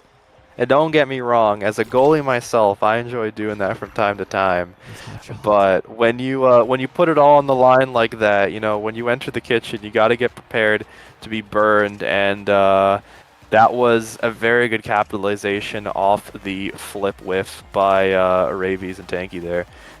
Yeah, and it all started with the snipe by Spartan, and that gives Hotshot. That is huge for the game plan of Gas Leak. Hotshot Juno allows you to bypass a lot of the defensive midfield interactions as long as the slime gets on it, and that's going to make them have to play the part of the game they're not as good at less, and that's going to be huge for them. Didn't even see Boss grabbing too much for this draft. I guess they do get team player, which is nice, but well, Tanky's out of the play. Spartan does also grab aerials, some more Mako speed. Okay, well, is definitely going to be more. You said not too much. Conqueror is Boke up. Let's be clear. Conqueror has Boke up. Guys. I didn't think it'd be that deep. No. It is that deep. And they have team player. And high key, Boss got an insane draft. My bad for talking about Hotshot. I thought, at the very least, without more stagger, Conquer wouldn't get as much value off of it. But Forget about that. Wrong. Boke up might be the best awakening in the game. Probably like top 3. Probably like top 3. And oh no, the own barrier comes in as well. Tanky looking for the outplay here, but can't quite reach the core. But one more chance here. If Rabies can get it around, a good Strike War win. The Slimes as well, but the Tofu Fortress shuts it all down. Angle Senpai in position, a flip to the top side. And once again, Rabies and Spartan 2 clumped up. The Boss are looking to take this to game 3, and they look confident. Well, Boss definitely feeling the momentum now, moving it quickly. Gas Leak has to find something to deny all this. Spartan at least try to move it through, but Angle Senpai is covering so much so well, and Conqueror perfectly in position to make the Strike War happen. Both barriers are now down. Rip's going to lose a barrier, but with Dubu, does that really matter, even on a map like this? Conqueror is going to be denied by the Mako special, but is already in position. The X rotational move is coming through, and thanks to that hit by Angle Senpai, Boss just bulldozes through this game and takes it for themselves. It's a tale of 2 midfield games, right? Game 1, it was all Rabies, all damage, all Imizap. Game 2, it's all Angle Senpai with all the core control, with all of the angles being cut off. And it was such a massive difference in both games. And as we head to Gates of Obscura for our 3rd game, after this kind of game, I think I am favoring Boss quite a bit. No, I mean, there's no more IMEs apps, so you can't really play the hyper aggro comp that we saw earlier. Now you have to balance both aggression and defense. And like you pointed out, Boss just has the advantage in that so far. We'll have to see, though. If they continue denying Rabies, they might still continue the advantage, but maybe they're looking to deny Tanky from running that Rasmus Gambit, because when Gas Leak had the game going, Tanky was doing so much on the offense, and you do got to be careful if they get that started again. Yeah, it looks like Boss have opted for red side. That's interesting. Gates of Obscura, red side coming in for Boss and Gas Leak. They're not getting the Vice. Yeah. Boss, you better ban the Vice, because that is the only win condition that Gas Leak has, I think. Powerful win condition. I mean, I appreciate both these teams for giving us a cavalcade of interesting maps. I love Gates. I'm glad to see Gates here. That's all I gotta say about it. Fun map. Yeah, we'll see. Wait, Bokup is 360 stagger? That's wild. I thought the power stat was overtuned, then I forgot that it was 360. I thought it was like 300. And it would be pretty good at 300 too, let's be clear. It would still be pretty good. But it's 360. I mean, this Bokup awakening, man. Every time I think about this patch, I remember talking to one of my friends, and they were saying, like, yeah, they're tuning down aggression and KO comps in this patch. Wait, and I was like, okay, let's be clear, Frying Pan Man. Slandering this patch will not be appreciated because this patch. No, no, I don't blame the patch. I'm fine with it. I'm just saying they told me that it was going to be less aggressive, and I immediately got to see how it was the same amount of aggression as usual. Well, let's be clear. A lot of it is conditional. Hmm. A lot of it is dependent on a lack of counterplay or specific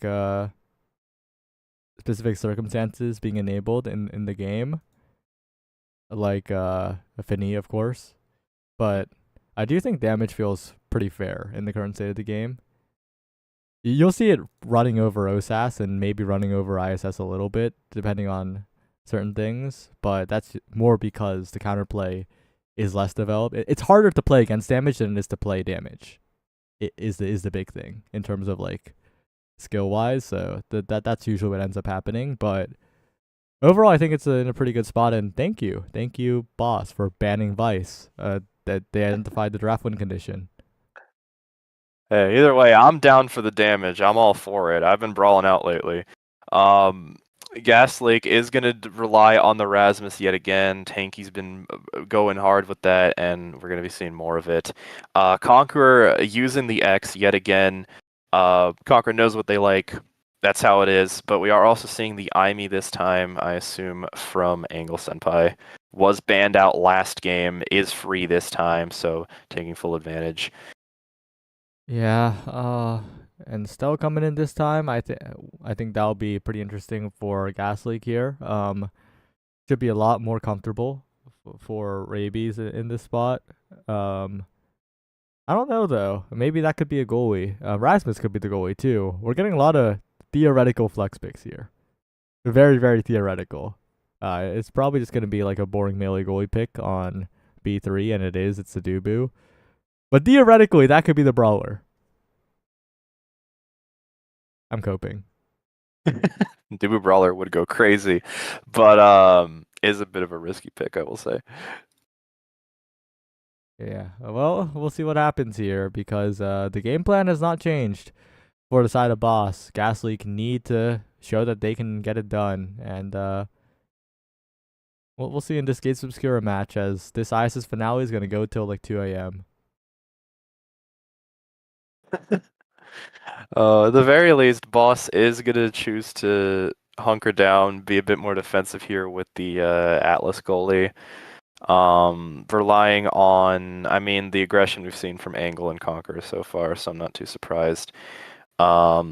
Assuming it's, yeah, they all kind of have flex picks. I would assume it's a Dubu goalie, but I mean, who knows? Surprise me. Yeah, we'll see. Everyone taking a bit of a break before this very important final match. This is really interesting too because Boss looked like they were the favorites in the group stage, and then they had to FF a match and maybe two or so. They had to DQ because of internet and a family issue and a bunch of other things. So Boss had a really weird group stage. Yeah, they had to play out a 2v3 because Angle, his power went out. But now they're here and now they're in a game 3 versus Gas Leak. And the question is, can Boss make it all the way to the grand finals? Starting off on the loser side instead, but they're showing that they are no slouch in that regard. Either way, yeah, I think both comps are pretty balanced here. That's all I can really say. I'm curious, considering it's Rabies, Estelle, possibly how that would work out. I haven't seen Rabies on Estelle too much myself, and I also haven't seen Rip play Atlas too much, so I am a bit wary about that too. Yeah, heading into in-game character select now. I'm very interested. I'm so glad Gas is on blue side because we can see who's locking in what. Okay, well, unfortunately, it is not the whimsical Dubu Brawler, but I think we expected that. Yeah. These picks all make sense. Have I seen Spartan Dubu goalie? I'm not sure. I know Spartan. He has picked it a lot. Picked a lot? Alright, then yeah. It could be work. Alright. Well, we are heading into a game here. And decisive final match in this loser semis of ISS. Take a look at the starting awakenings. Any big comments to be made? I am surprised by Rip choosing to scale into Sparks here. Like, it would make sense if no one else was doing it, I guess, but Angle is doing it, so I feel like the size would be better on goalie, but I don't know. If Rip happens to go through with Sparks and somehow contest it, we could have a pretty crazy defensive Atlas here. Rip is also choosing to kind of swap out before we saw Spartan playing the strike shot, and we saw some really good snipes from Spartan last game. But now, Spartan choosing to play the aggressive Dubu, kind of like Rip did last round, and now Rip is relying on a more defensive goalie here with the strike shot. Ooh, but there's a big KO from Angle Senpai. As they get a pass through to Conqueror. Lots of room to play with. Way too much room to play with. But the Tobu Fortress will send it away for now. The roll is good. Conqueror and Angles. They're passing back and forth right through the gap in the defensive positioning. Perfectly played by Boss as they take the first goal. Yeah, Rabies made an attempt there to try and basically strike war with the secondary, but also cover the pass, was just out of position to do it, and that gave an opening for Conqueror to take Angle's pass and move it through. The aggression already coming out is going to try and do a bit of a tricky flip there to bait out any abilities from Gas Lake, but is not going to get the chance to do so. Tanky already picking up a nice barrier there. Barriers down on both sides, but now Rip's barrier is also down thanks to that great strike from Rabies. Has the opportunity and the open field to move it through. Tanky hitting Rip out of the way means that flip goes through, and we are at a quick 1-1 here as Gas League recaptures back the score. Well played. We'll see if they can create some of that offense again, as Gates Obscure is a bit of an awkward map. I think when heading into this, that's a particle accelerator that went nowhere. Extremely rare moment of Tobu Fortress clumped up being stable instead of unstable, but right now Angle Senpai smells blood in the water. Those dash pops are only going to get scarier as the game progresses, and on Gates of Obscura, it's easier now than ever to punish Ripstick moving up, and I think Gas League are recognizing that. Oh, the double barrier from Conqueror. Really good strikes there. But Tanky is going to return that with the second barrier take as well. Does use Portal a bit early there. Means that it's just going to go back into Conqueror and Angle, who are going to take it back and start their own offense. But Conqueror does move a little early with the secondary. Means that they're out of position for the pass by Angle. But now they are being attacked. Spartan's being attacked. Conqueror isn't able to pick up the kill, but Spartan not too long for this world, especially if you don't watch out for the bull rush coming through. Yeah, and the thing is, I feel like Gas League could have won that point. Oh, Tanky had the flip available, but I think Rabies just panicked too much on trying to cross it immediately and lost possession, which meant that it went right to Conqueror's hands. But they still have a point in this set. They have Tanky, who is moving in, getting it done, and 2 barriers already gone. I was a bit worried for Gas League for a sec, because I feel like no one was really covering the out clear outside of Spartan's log or hot dog there. But either way, they make it work.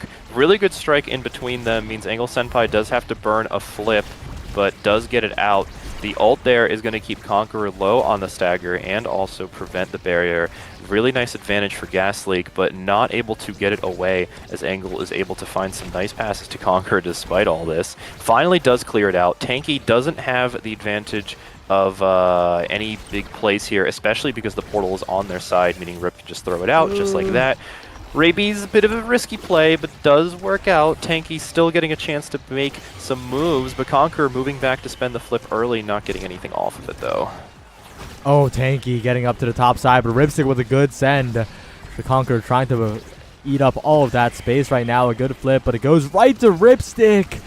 Oh, these angles are not good from Gas League. Ripstick is getting handed these clears on a silver platter, and that means that they're still in the game here. A good strike war win by Ripstick in the corner. Conqueror maintaining possession, looking to mine away the Tofu Fortress here. Another passing play forward to Angle Senpai to strike war on the log. The barrier taken. This could be huge if they can mitigate, and they take out Rabies. There's no way. Still a chance here, but just really difficult. Atlas still holding on to the ability. They lost that the all point! of the chances that they They had lost the 4 point. different strikes on open nets, and they missed all of them. My bad. There you have I'm it, crashing folks. out. I'm crashing out. Okay. Yeah, take over.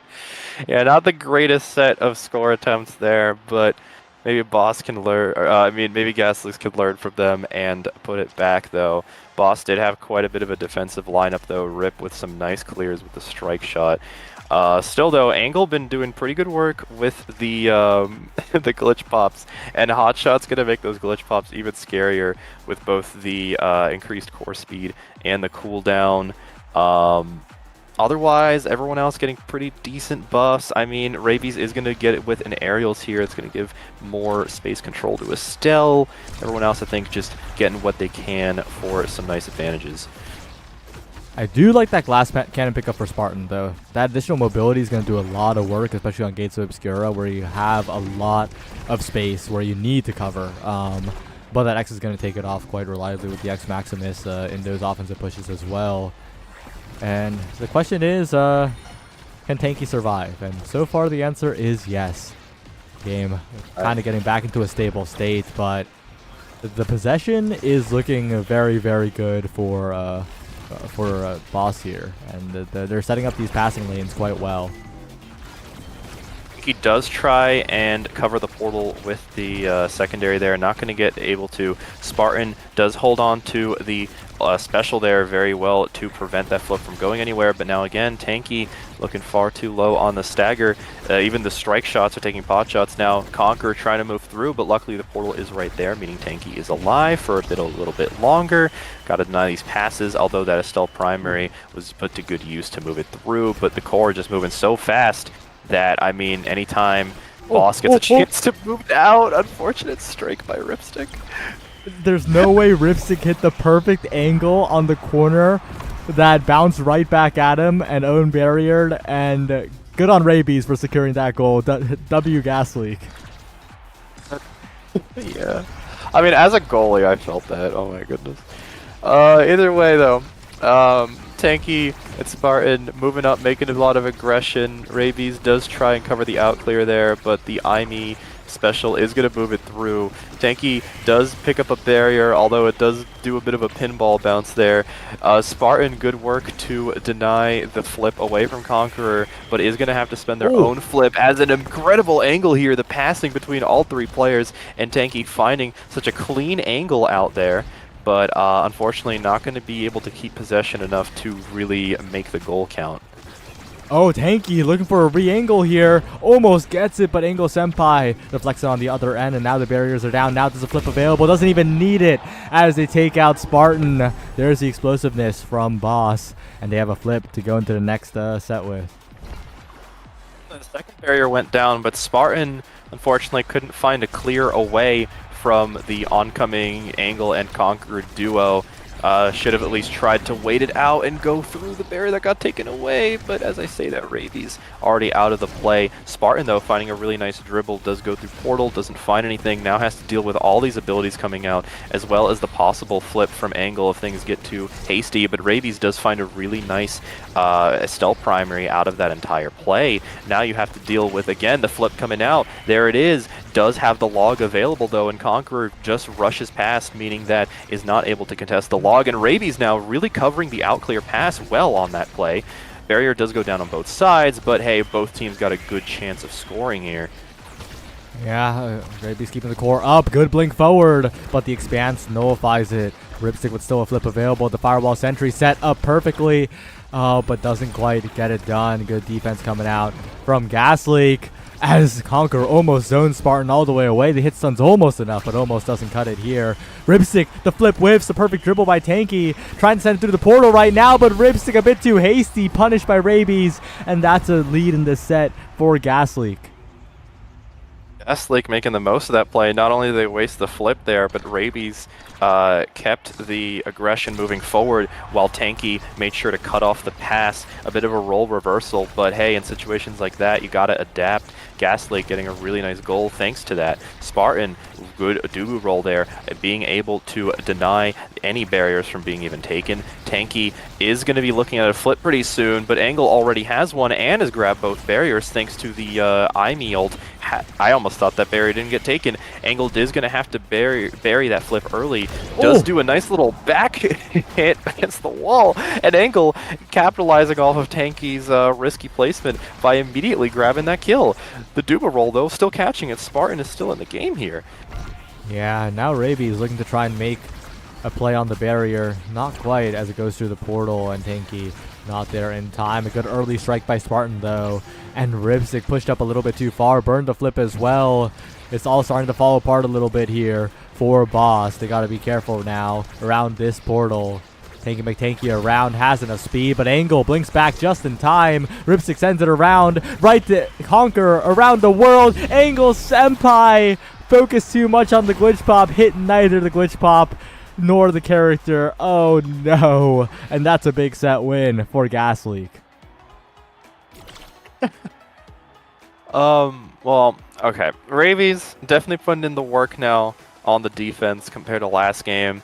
Maybe just feels a bit more comfortable on Estelle. I respect that. Spartan getting a really nice defensive boon with extra special. It also denies IME. But that's Angle team player. into the turrets. Yeah, team player is going away, but honestly, as a Dubu player, I could see either or myself. Yeah, but I feel like that team player is going to do so much work in these passing angles, and this is scary now. I think that the better draft has gone to Boss, and they have the tools they need to change how the game is played, really, with the core speed. Well, you know how those tools are put to use. Spartan having to dribble here to bait out some of the Angle Senpai's abilities, has to spend the ult there to avoid anything big. Does eventually get it out, but Rip's already there to cover with the strike shot. Conquer with a good strike war. Tanky almost getting killed there. If Angle Senpai had access to glitch pop, would have been killed. But still, the space control from the X rotational move and the Angle Senpai glitch pop means that not going to be able to keep control for long, trying to move it through, but Angle is covering that pass so accurately. Rip and Angle just putting in some great defensive work, and the Atlas expanse coming through means you can't do much. The wall going to cover long enough so that Spartan pretty easy clear out of there, avoiding the flip, doing anything catastrophic. And the flip whiffs for Angle. Tanky going in for the barrier take. Just unable to do so here. Tanky now with all the speed, the explosive entrance, looking for a dribble, but Angle Senpai with the strike war, but a rebound by Rabies. The barrier opened up, but the team player is activated, and team player in overtime is the win condition here. Ripstick making such good use of it, and I don't think Spartan should have gone the extra special. It is such a massive difference. That's why Rip went Spark in the beginning, so that when you pick up team player later, you have extra power. Kind of a high-level play, if true. But it is working out, at least in this case. So for Rip's sake, I'll assume that's what it is.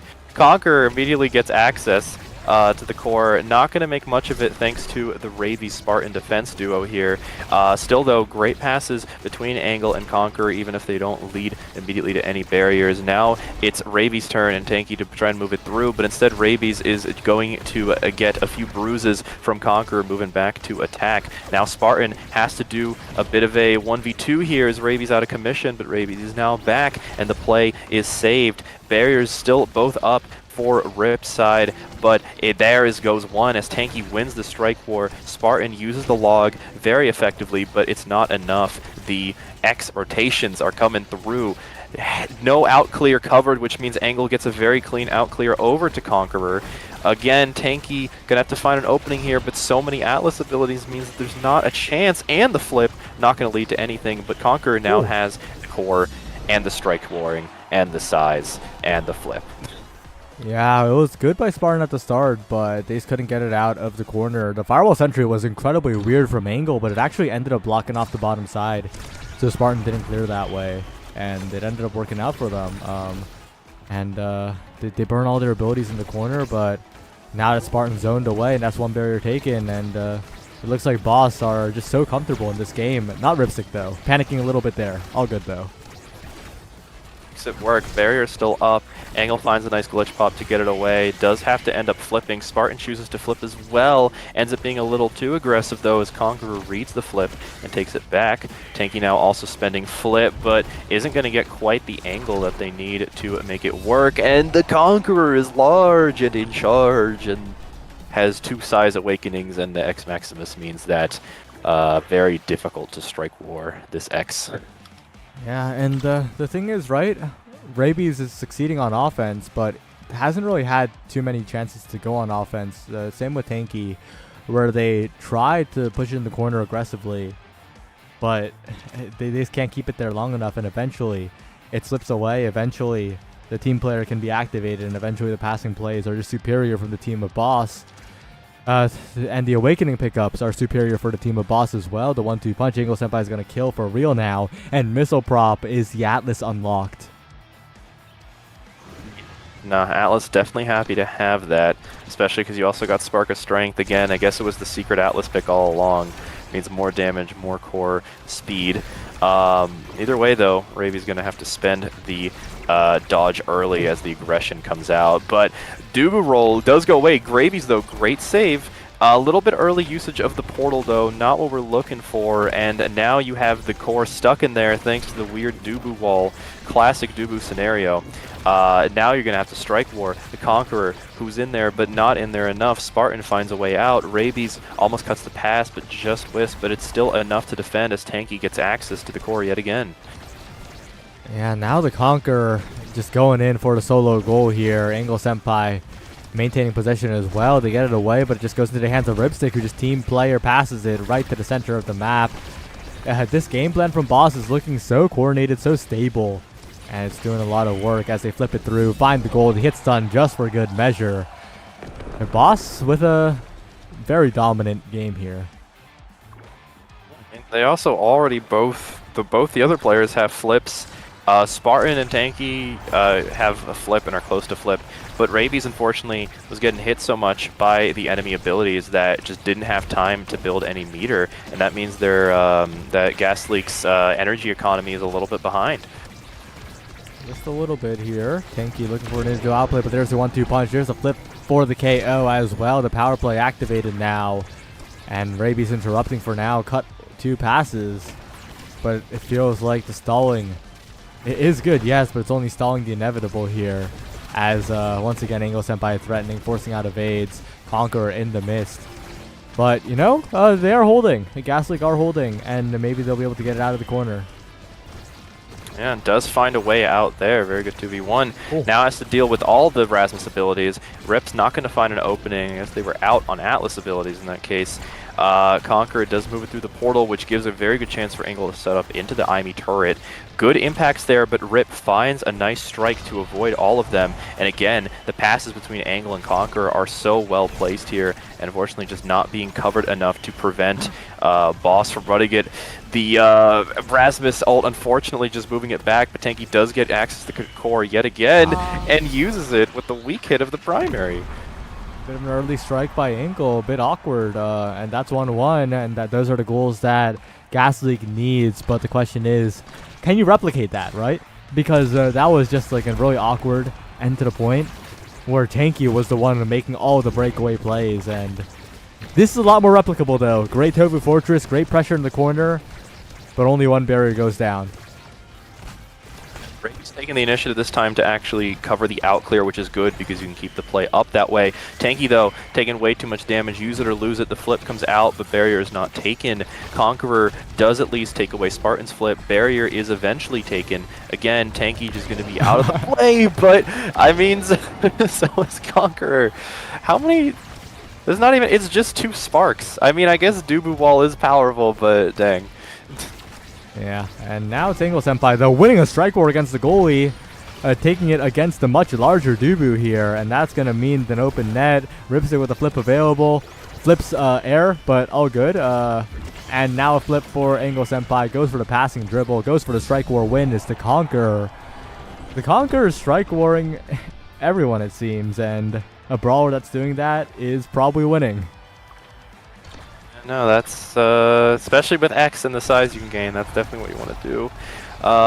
Rabies does find a nice little clean strike out there, though. Tanky almost fully sets up off that. Isn't able to get it at that. Estelle Primer, unfortunately, was not it. I think if it was without it, Spartan could have found the down clear, but it hit it right back up. And now, Spartan, again, not in position. The pass is to Conquer. Conquer's already set up. You got to guess the 50-50. You got to have abilities. You don't have either, meaning that Dubu can't do much against that play. That was dominant. Gas Leak, we're not looking, I guess, on the same level as Boss on these last two maps, and Boss were just so coordinated that it was difficult to be on their level. It looked like they had all the passing lanes locked down. They just got everything done so cleanly, and this is a team that could make it all the way to Grands. Well, they might, but they got a bit of a journey for themselves. Boss Up is going to make it at least to losers finals off this, where they are going to be facing up against a team we've seen before. That's right, Get Me a Goal. Unfortunately for Gas League, this is the end of their journey, but a very valiant effort, almost making it back here in this match, and we hope to see more from them in the future. Yeah, it's Boss versus Goal up next. We'll see what's going to happen here in this next matchup. We'll be right back. Don't go anywhere. We'll see you soon. Catch y'all soon.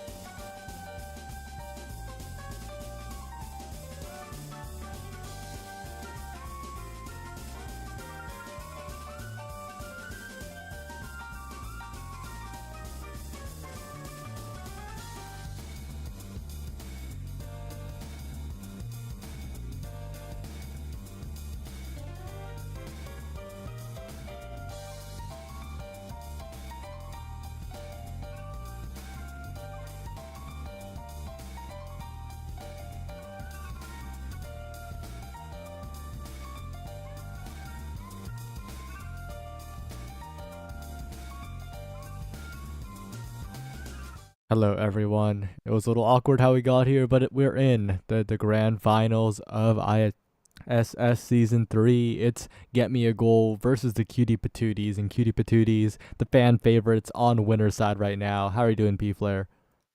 I'm doing good. I'm doing great. And like you said, the situation little bit offbeat, but we here at the finale. So let's see who takes it home.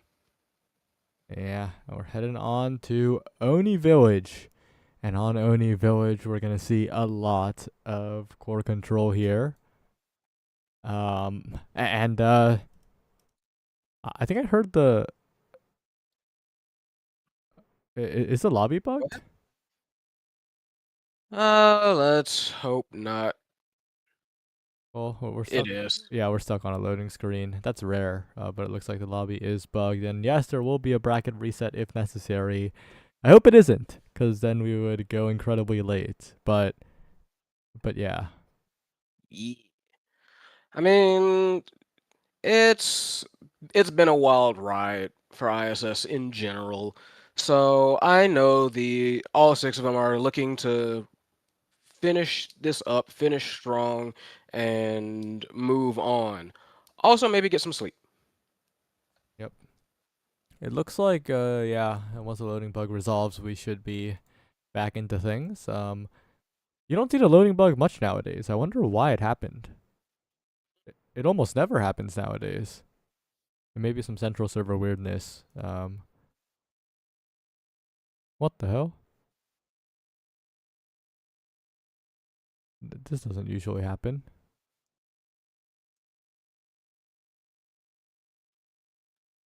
I don't know what to tell you. It's something else. Well, it looks like we might have to go to a new lobby because Oy, oy. It yeah, is what it is. quite awkward, but looks like we're gonna have to go to a new lobby. All right. I mean, if that's what we got to do, then that's what we got to do. We are got like we got to finish this one way or another.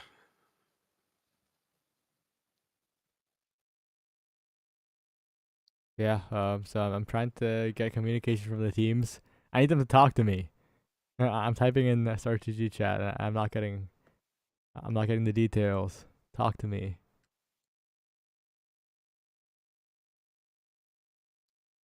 But yeah, it looks like we are going to go new lobby and oh, they loaded into game and we didn't? What? That never happens. That's crazy.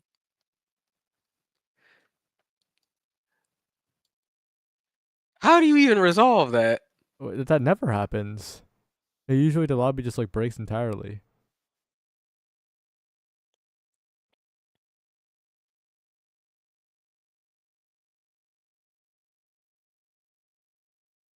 That's a new one.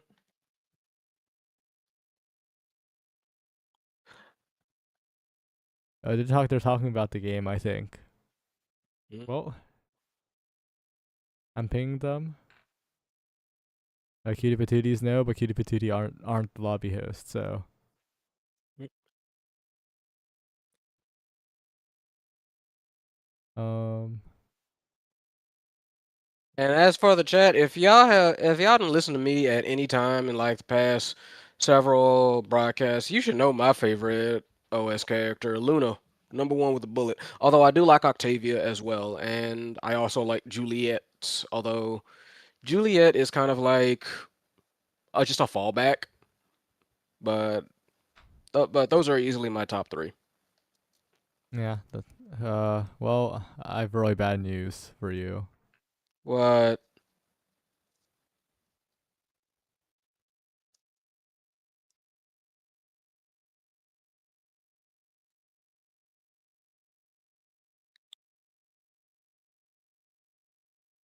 Well, it looks like we're gonna go to a new lobby. It's a weird new Okay, bug. It looks like.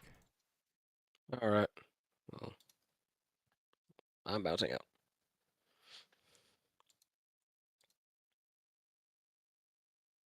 Let's see. Invited you. Mm-hmm.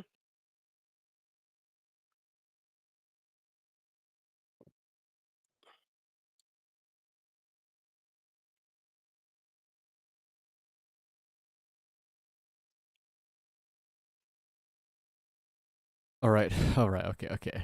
Crazy how we just encountered a bug. And now it's up to the teams to set up again. But Beefware, let's fill some time. Let's talk about the draft. What thing? It's time for goal versus Cutie Patooties. Goal on blue side, Cutie Patooties on red side, and they're banning away the Cutie Patooties Unaka Ultra Dre's Juliet here. Instead, it looks like they will be on the Asher. And on the other end, it's Rasmus Estelle on Oni Village. Lots of mobility, lots of control. Yeah, that's kind of like the play of the day when it comes to Oni Village. Generally, you don't see too many KOs on Oni Village unless someone gets like very, very good awakenings, or you just catch some folks sleeping a little bit too close to the edge. So yeah, you generally want like a lot of core control, and I can see at least a couple of people whom that aerials will be absolutely lovely on. So Yeah, and we'll see. We'll see. I think Goal has a comp that can get it done here. Especially because Spots has been fantastic on the Rasmus all throughout today. But on the other side, Kitty Patooties, they're in winner side for a reason.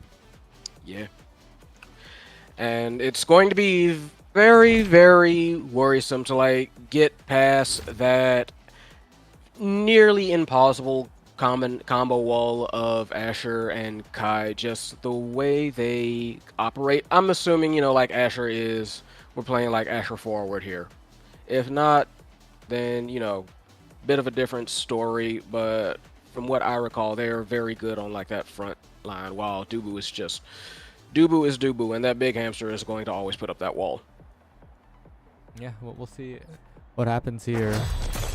Both teams been waiting quite a bit to play because of an unfortunate situation in losers final. Both teams have been waiting exactly the same amount of time to play, so they're both equally not warmed up, and it's really going to be up to whoever gets the ball rolling first, really.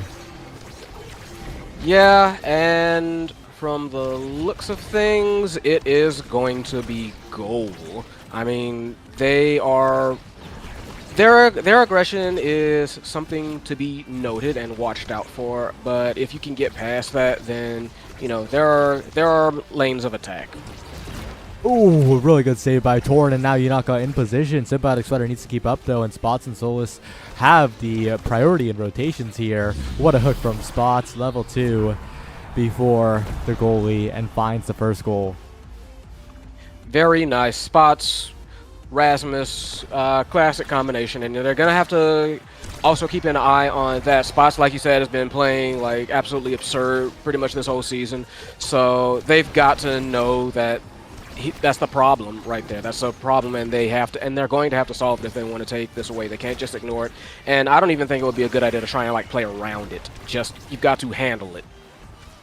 Yeah, and then oh, the bottom barrier almost taken. Good follow-up by Symbiotic. That was a good barrage as well. It covered a lot of the angles, as now Unaka and Symbiotic have the priority. But Spots, once again, a brilliant hook, but doesn't get the strike afterwards. And now it's once again Symbiotic with potentially a chance here. But Solus Kage flip available. Doesn't choose to use it. Unaka with the pass splitter set up. Not quite getting everything together. The combos not quite perfect at the moment, but still looking good. But no, flip forced out, and Symbiotic to the bottom corner. What a good re-angling to even up the game. That was impressively shallow. I almost didn't think that was quite going in, but I feel like Unaka managed to stall out the goalie a little bit, which is also something you want to make sure you can do. Like it's very important to be able to like play off goalie, even if it's not just like immediately for a core. So good on being able to recognize that positioning and allow that core to go through. Oh, what a barrage in. What a strike by Respect to save it. Tofu Fortress to completely trap it, and Unaka flips to guarantee it. Cutie Patooties They don't want to go to a bracket reset. They want to sleep before 1 a.m. They have the lead now. Yep, they have the lead. They also have a little bit of energy to keep this train rolling. Symbiotic Sweater, full stick of butter, ready for that flip. They already have one barrier down. Correction, they have two. Comes out, flips are a little bit early. Like you said, they really want to wrap this one up fast. Yeah, the flip was way too close to the edge of the map there. A little bit too easy to defend. Not enough angles available. And now Spots on the offense, but no, back to the hands of Symbiotic. Good dribble with the barrage. Now Yunaka with possession, but Spots steals it away. It's all up to Spots here with Erasmus with a self-sufficient pick to get things done, and we'll get both barriers. Yeah, Spots has been the one to kind of like initiate a lot of the offense with Soul doing a lot for like backup work, but you can see that if they can get that away from him, then the defense starts to like struggle a little bit. So they're gonna have to like figure out how they're going to like answer about that. Yeah, Crystal Thorns, the strike war wins. Spots evens it up to the bottom corner there. I feel like that shouldn't have been a strike war in the first place. It could have been struck sooner by Cutie Patooties, but you know, Goal will take those. Yep. No, I mean I completely agree with you, but like I said, that's what it is. We are tied up. Last point for the set. And it is, now I'm about to say Cutie's on the back foot, but nope, tied up. Top barriers remaining. Top barriers remaining, and now Symbiotic with the rebounds here. You're not going with the pass back, maybe. Up to Torin, it's rotated, and Spots can't get there in time. Good roll, good Tofu Fortress. So much follow-up in the top corner. Cutie Patooties punishing Goal for trying to overforce it, and now they have the flips available. Symbiotic's dribbling, knows they have the opportunity here, but no, it's all Spots. Another hook, another flip available to the top side, forcing a flip out of Torin as well. Interrupted in the midfield. Yunaka in position, but the KO onto the Kai, and Cutie Patooties now, they're in so much trouble. That was absolutely impressive on that hole. That was impressive on that stuff, but they are still in the hot seat. They do manage to survive the power play, so very good on them for that. Their coverage has been impeccable so far, Cutie Patooties, and their passing, finding the angles, forcing it through, pushing it in. Very nice pass, very nice follow through. Cutie Patooties taking the sets. Really well played by Yunaka, noticing that the flip was available and trying to hit stun, and it worked out. I think Respect could have buffered the core flip. I don't know why they went for Expanse at the end, but the play was good from Yunaka, and Cutie Patooties well-deserved set win. They get the draft as well. They get prime time. I think they probably should have picked up the fighter flight, perhaps, but prime time is good too. There's a lot of work being done with the barrages here, and yeah, we'll see. But prize fighter, now that awakening is a bit confusing on the take. Must be feeling confident. That's all I can wager. Because, yeah, I saw Monumentalist, and I thought maybe that would have been like the better shot just for, you know, bigger path splitter. Yeah, that's definitely a possibility. It also helps the passive barrier on the primary, but you know who needs those when Yunaka's winning strike wars and taking barriers? It might be a power play for a goal, but it doesn't feel like it, as Torin and Yunaka are setting it around them so well, and all it takes is one more opening. Tofu Fortress, Torin's using those to plug up the lanes perfectly, and Goal are kind of over forcing. Torin over pushing, KO'd now, and the Adrenaline Rush procced, but the question is, can they get the barrier? And the answer so far is yes. Yeah, that was a very close one, and a bit out of position to try and play like secondary defense. Spots does manage to get the angle and get it in for the first goal. Very nice on them to be able to take advantage like that, because it's like you said, they have been playing around and basically doing their best to get the core around and forcing it through when necessary. So it seems like, yeah, the way to answer that, excuse me, is simple. Kill them if they get too close to the edge, because like you said, they've been playing up close to the edge. Torin has been playing up, and he's been playing near the edge to set those up. So if they can't resolve that, then that happens. Yeah, Torin's getting so many rebounds on the top wall, and they don't mark the pass. Solus Kage out of position, which means that Cutie Patooties get to play their game, and it's not going to be easy for Goal to stop this momentum here, because Yunaka is looking for every big opportunity to blow this game open. No, yeah, exactly. Like you can see, like, and they're kind of like still doing it. Like Torn is just hanging out up there, and as soon as that core goes up, just tosses one of all the umpty million roadblocks you got, and Yunaka's just waiting for the feed, and it's like, yep, I got it, let's go. And they did manage to get the core, but it still feels like Cutie Patootie is kind of like has things in hand. And boom, there it is. Just a very nice hold on that. Very nice, a little bit of Winter Strike War. Fed it up to Yunaka. Yunaka was just waiting, punched it in. Just very nice play. They know what they're doing. They know what their game plan is. They know what they need to do. And Give Me a Goal is not responding to it. Yeah, well, there's only one thing that Cutie Patooties can't do, and it's use core flip properly. But if they're doing everything else right, then, you know, this is a crazy good team, right? And Yunaka, once again, oh, what a hold with the primary. As long as energy is not involved, they're the best team of all time. I'm not looking too much energy on either side. The core slips past. Barry tried to go out from respect, just missed it, and it was going just a little bit too fast. There was nothing they could do because I've said it 50 million times, Atlas does not run, he walks. He does. He does not run. In fact, maybe he doesn't even walk. Maybe just slowly shuffles. But anyway, that's a Dubu with first pick on the board here. Not the greatest Dubu draft, I gotta say. The Best Awakenings not looking quite good. So I think they're going to drop down to try and get the Kai a good pick here. And both Dash Awakenings available now. So that's probably going to be... Oh, it could be a Spec Trading, but it's probably Explosive Entrance for the Kai for the Blazing Pace. It's Spec Trading. They're feeling spicy. I would have liked the Dash Awakening. Symbiotics making such good use of the speed, but you know, it's the X factor. Yeah, no, it's them saying, like you said, it's them feeling spicy. It's them saying, yo, we in control. We just going to try to add a little bit more. But Spots clearly has taken umbrage with that. Okay, these barriers are flying now. Pardon me. Both teams might be feeling a little bit spicy after that one. I mean, Rasmus does have some of his size, and Respect might be trying to pull like his own Dubu with that Timeless Creator. I don't know.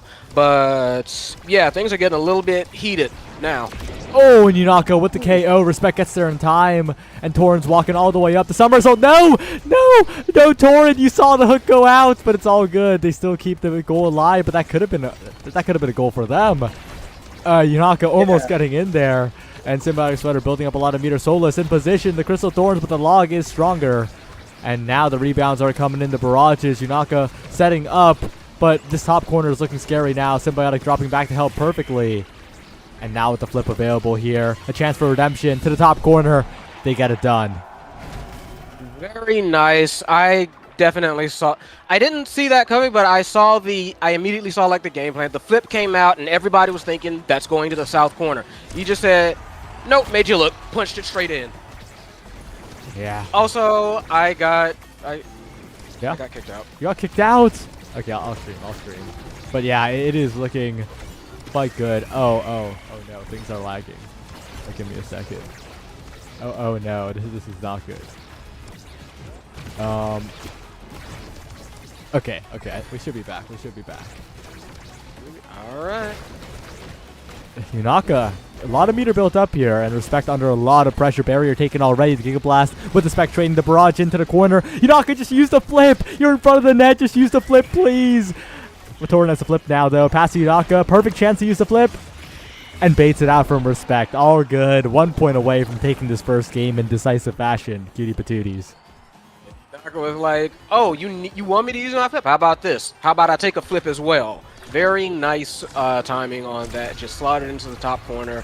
And so now, like you said, yeah, they're very much in the driver's seats are the Cuties. So they got to be feeling some kind of way about that. But they can't let that, you know, they can't let that affect them too much. They still got this last point, and we've seen more than one reverse sweep happen. So keep pushing. Yeah, they gotta keep pushing, but that path splitter is pushing. Respect with basically no counterplay. Takes way too much damage in the corner. Solus with the save, but Symbiotic will secure it. Cutie Patooties speedrun Oni Village on their way to this first map victory. Very nice. Just systematic, to be quite frank. Like, the only time where it seemed like Cutie Patooties had any kind of concern was in that first set. After that, it was like, all right, no. Let's lock in. Let's get this done. Like, it's late, we tired, let's just finish this. So, finish it they did. Very, very decisive. Spots had moments of brilliance, moments of real brilliance. Let's be clear, like outplaying the entire team. But in the end, I think the difference in this game was Symbiotic Sweater, who was all over the map, hitting into open space perfectly for Yunaka to get the alley-oop, you know? And it was dominant from Cutie Patooties. Absolutely. I believe on my end, should I like leave and return? Yeah, you should probably leave and rejoin lobby. I can invite you back. Righto. Got you. Oh, and now we're going to Taiko. The Taiko Temple with the side select for Cutie Patooties, who are picking the blue side. And Taiko's a pretty different map. And this is goals. Give me a goals map pick. But Taiko is also like the most picked map in like the past like few months. So it is not a map that should like super favor one team or anything.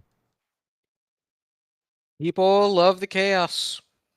That is what I can only presume there, so I'm not too surprised about its pick frequency simply because it allows, if I'm thinking of the right spot, I sometimes get that and Demon Dice so mixed up, but if that's the bounce house, then hey, I mean, that's chaos, and that is a lot of chances for things to go very, very wrong and very, very right. Yeah, you know, you're so right. Wow, Demon and Taiko are like overlapping in theming. Mm, Just a little bit, yeah. okay, thought so. And yeah, especially considering the awakenings that we have on opening, like that's going to be a lot of team player. I am like 200% positive. There are a lot of team players. Yeah, you're right. There are going to be a lot of team players. If you're not taking team player, your team is at a huge disadvantage, especially in overtime. We'll see what happens. It's gonna be Cyan underscore 00C5FF in instead of Solus Kage this time. They had the sub in for one game, but they're getting Cyan back here. And this time the Cutie Patooties, they get the Ultra Dre Juliet. So we'll see. Yeah, that's very interesting. You can see like there's that the IME band out, the Estelle band out. Again, not surprised at all. Almost entirely because of the awakenings.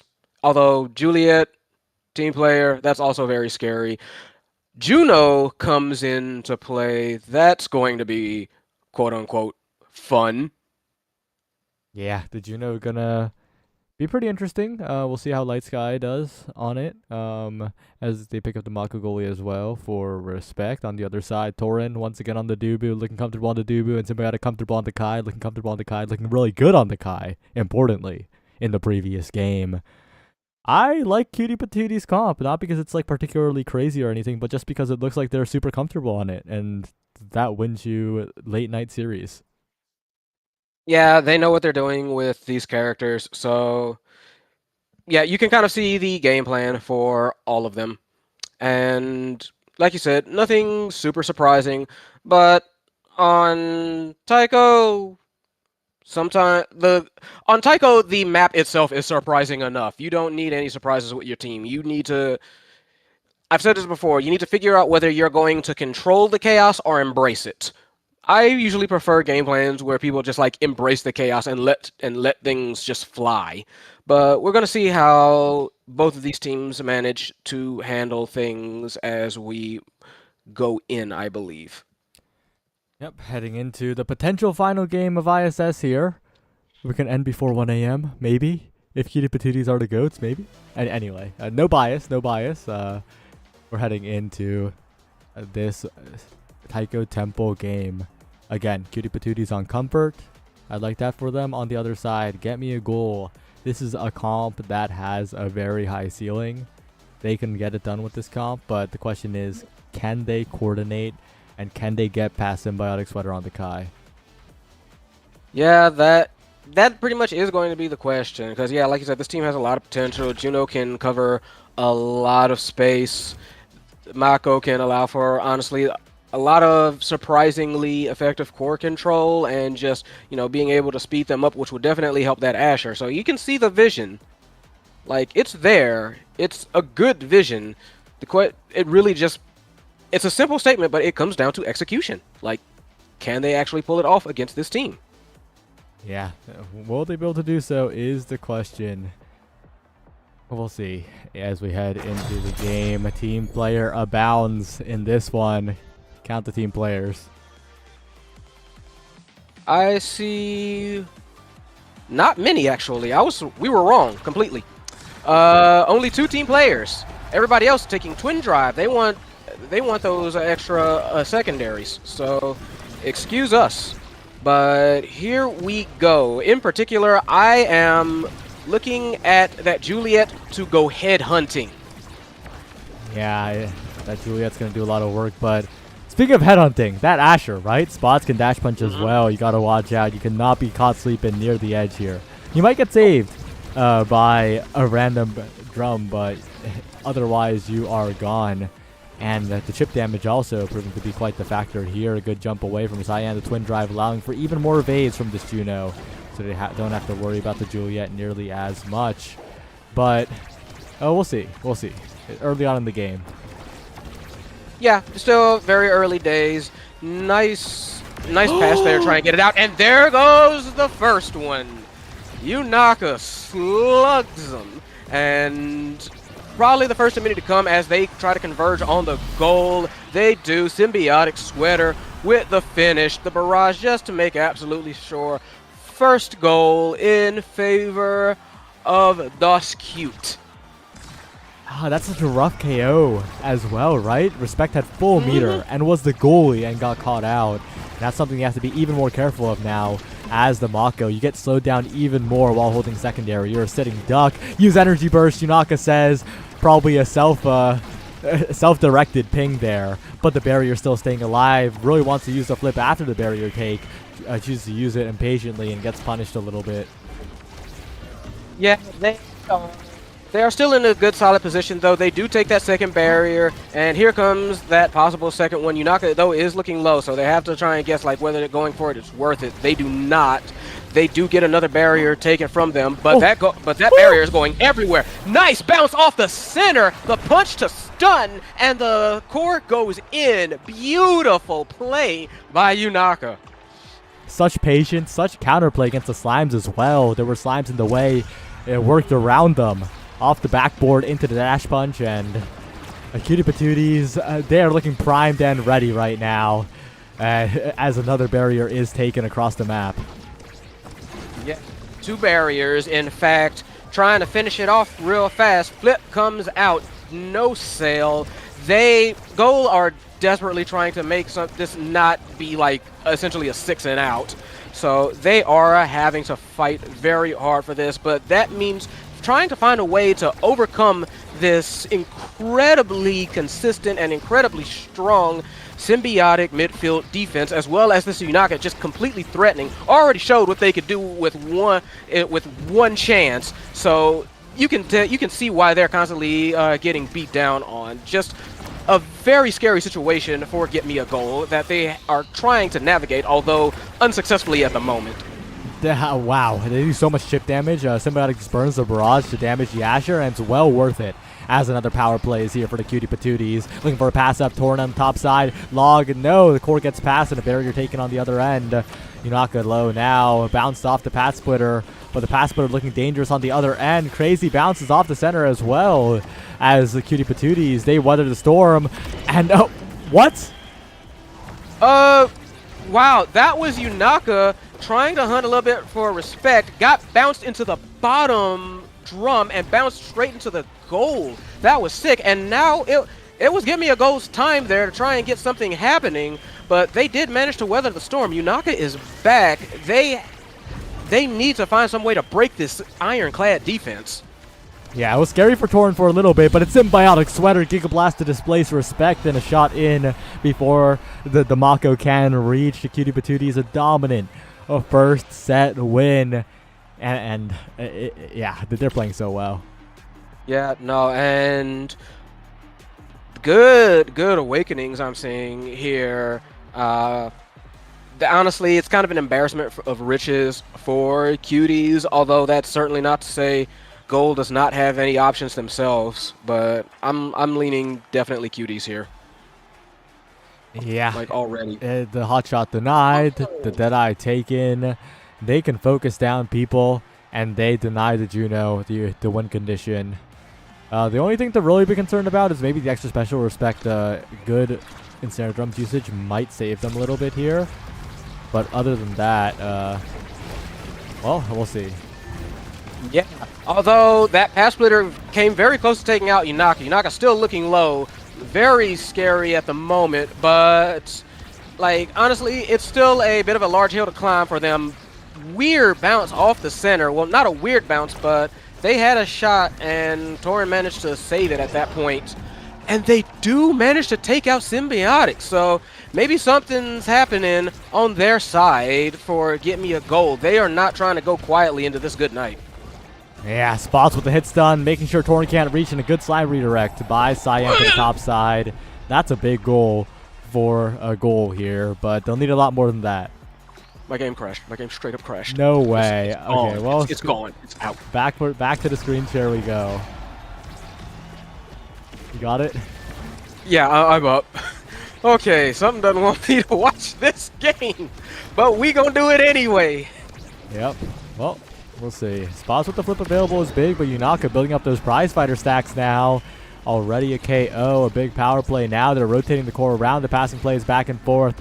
They know that this could be the ISS win in their hands, and they're pushing forward for it. A flip from Respect, trying to get it out of there desperately, but Torin will defend on the other end.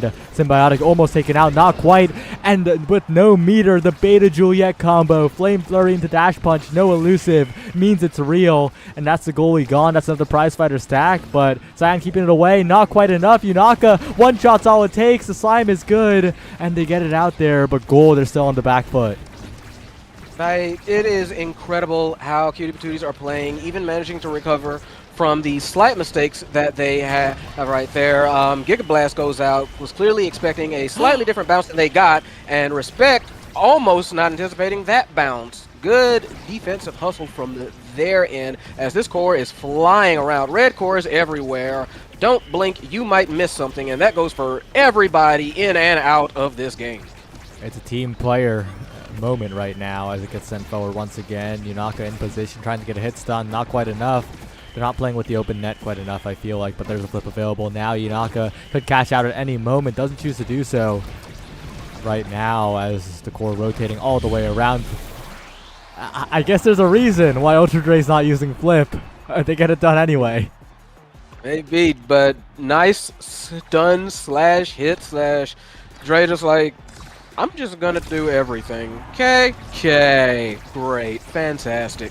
So now it is tied up, but Cuties are looking fairly good, though Symbiotic looking very dangerously low, and Gold still being pressed. Though I wouldn't actually go so far as to say like they're out of it yet. They are fighting, and there are definitely more than a couple of flashes of potential, and flashes of death also, apparently. Yeah. Cuties are not willing to let that fly. The killer instinct from Yunaka, seeing the flip be burned, and Yunaka surviving in the corner. Yo, that bounce was not fair. Yunaka bounced straight up, but bounced off the side wall somehow instead of getting KO'd on the bottom wall. That was a scam. Spots, you deserve that KO, but since Yunaka's alive, they'll take those. They'll take the life of the goalie, and everything's looking good for the Cutie Patooties. Oh, man. Cuteness is in the eye of the beholder, and for them, that was cute, but for Gold, that was horrendous. Beautiful feed into the 50-50. Spots just had to guess, and they chose poorly. Lots of meter on the board for Symbiotic. Yunaka looking on the top side for something here. No meter for Spots. That means it's a Flame Flurry Dash Punch attempt. Not quite. Maybe 1-2 punch would have KO'd there, but still a barrier taken. Yunaka playing the corner game so well here. Spots on the other end trying to get something going, but Symbiotic is getting so many tries, getting it back to Yunaka over and over, and this time taking it themselves with the Giga Blast. It's another dominant set for the Cutie Patooties. They're one set away. This is looking dire. Let's use that word as we got the main theme playing.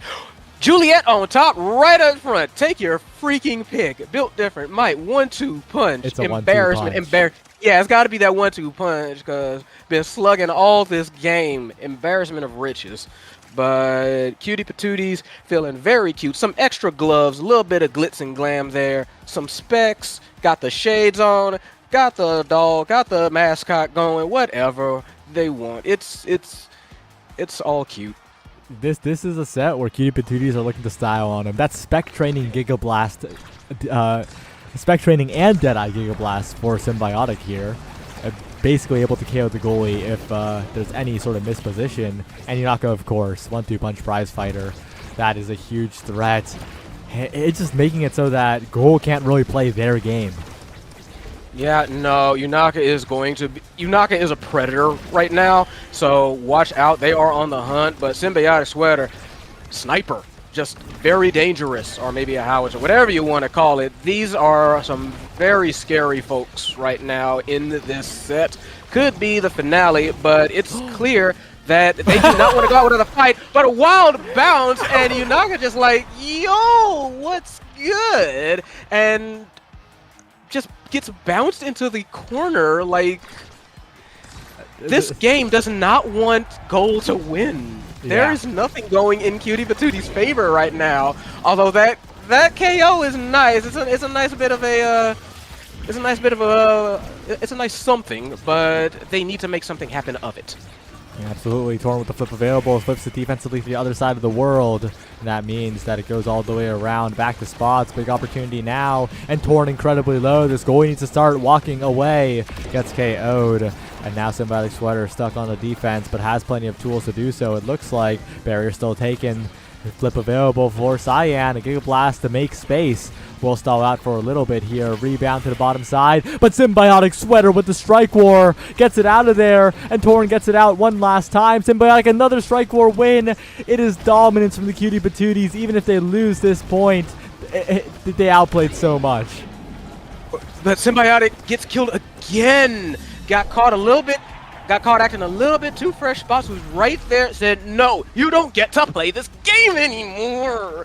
And they are clawing our goal or get me a goal. They aren't trying to get a goal. They're trying to get anything. They're trying to get any kind of offense happening, but they are clawing and scraping and pulling out all the stops to do it, and I respect them for that. But it's still a very big hill to climb.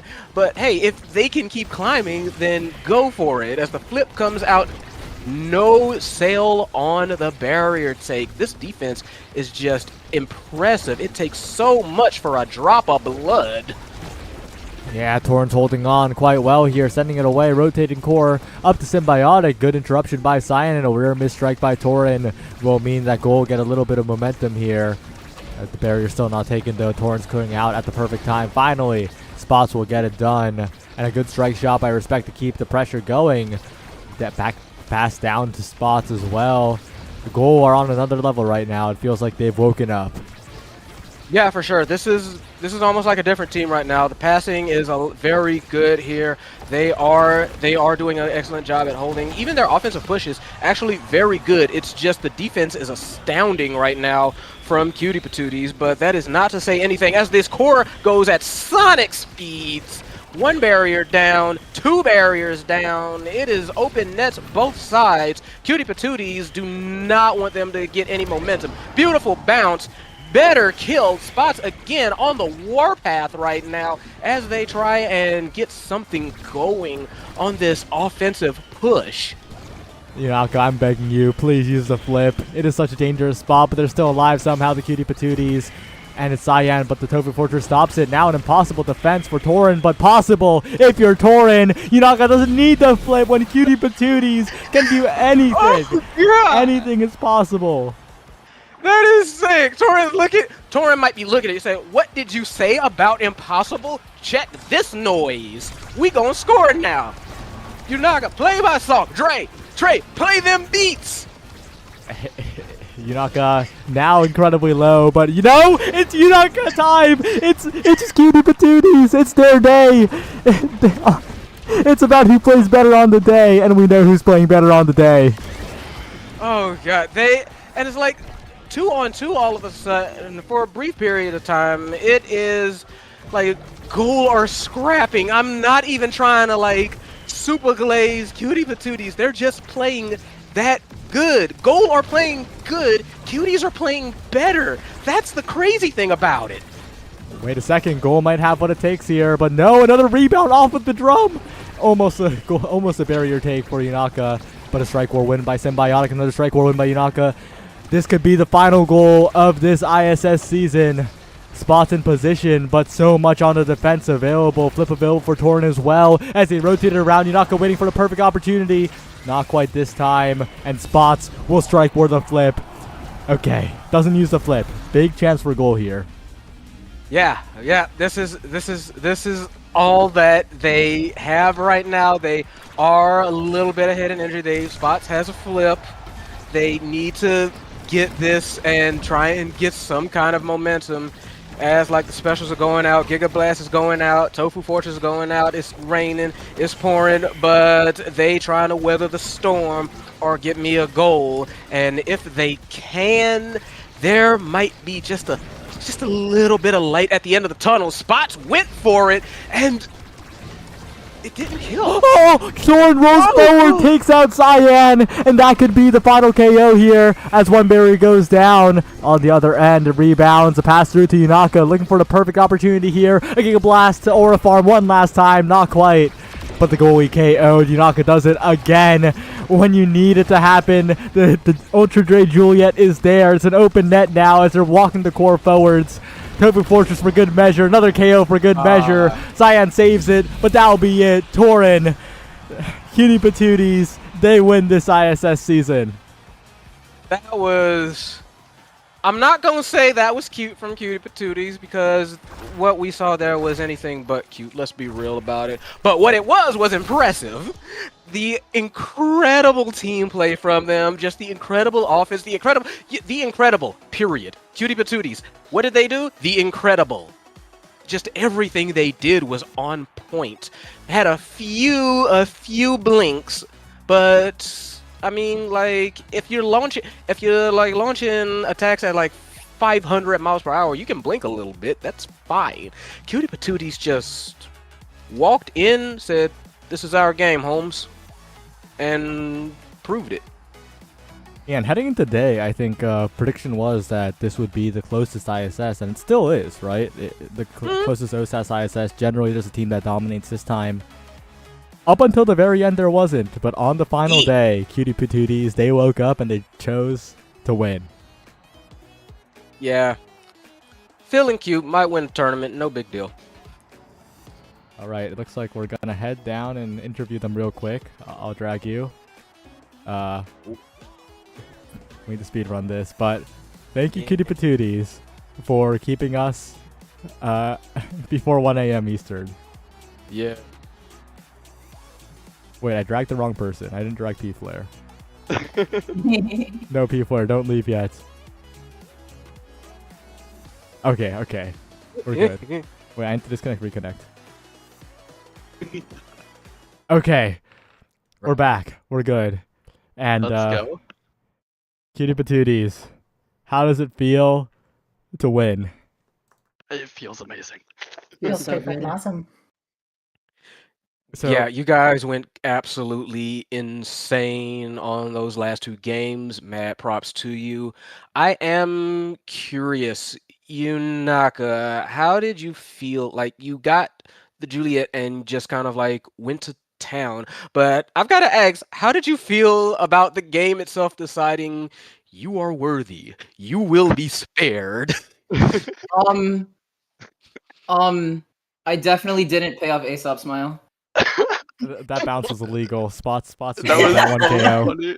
That was so funny. Broke into laughter there. Yeah, but heading into today, I think most people predicted that this, well, it was the closest OSS ISS so far. But at the very end, you cutie patooties just activated and it did not look close at all, I guess. What happened? How did you mesh together so well? I guess so. One thing we've struggled a lot with was like nerves and like kind of playing fast in situations like that and kind of messing up. We lost two finale qualifying matches in week 1 and 3. So after week 3, we kind of just locked in and tried to figure out how to play into nerves, and I mean, haven't looked back. And Symbiotic Sweater, you dominated quite a bit in the midfield. On the Kai as well. Is that like your comfort pick? Is that something that you play really often? Kai is the backup pick. We just felt like it was needed. Yeah, I wanted the Estelle on Oni, but they did a good job of taking it. And then the Kai's obviously really good into Juno on Tycho. So it felt necessary. It ended up working out. I'm glad it did. Yeah, it did not look like the backup pick. It looked No. very good. No, Thank you're you. cooking. Symbiotic Sweater is the goat. True. And Torin, back to you again. Earlier on in the day, the pushing up was getting caught out, but in grand finals, you were just the third offensive member, and it was so consistent. I guess. Can you talk to me a little bit more about how you push up so often?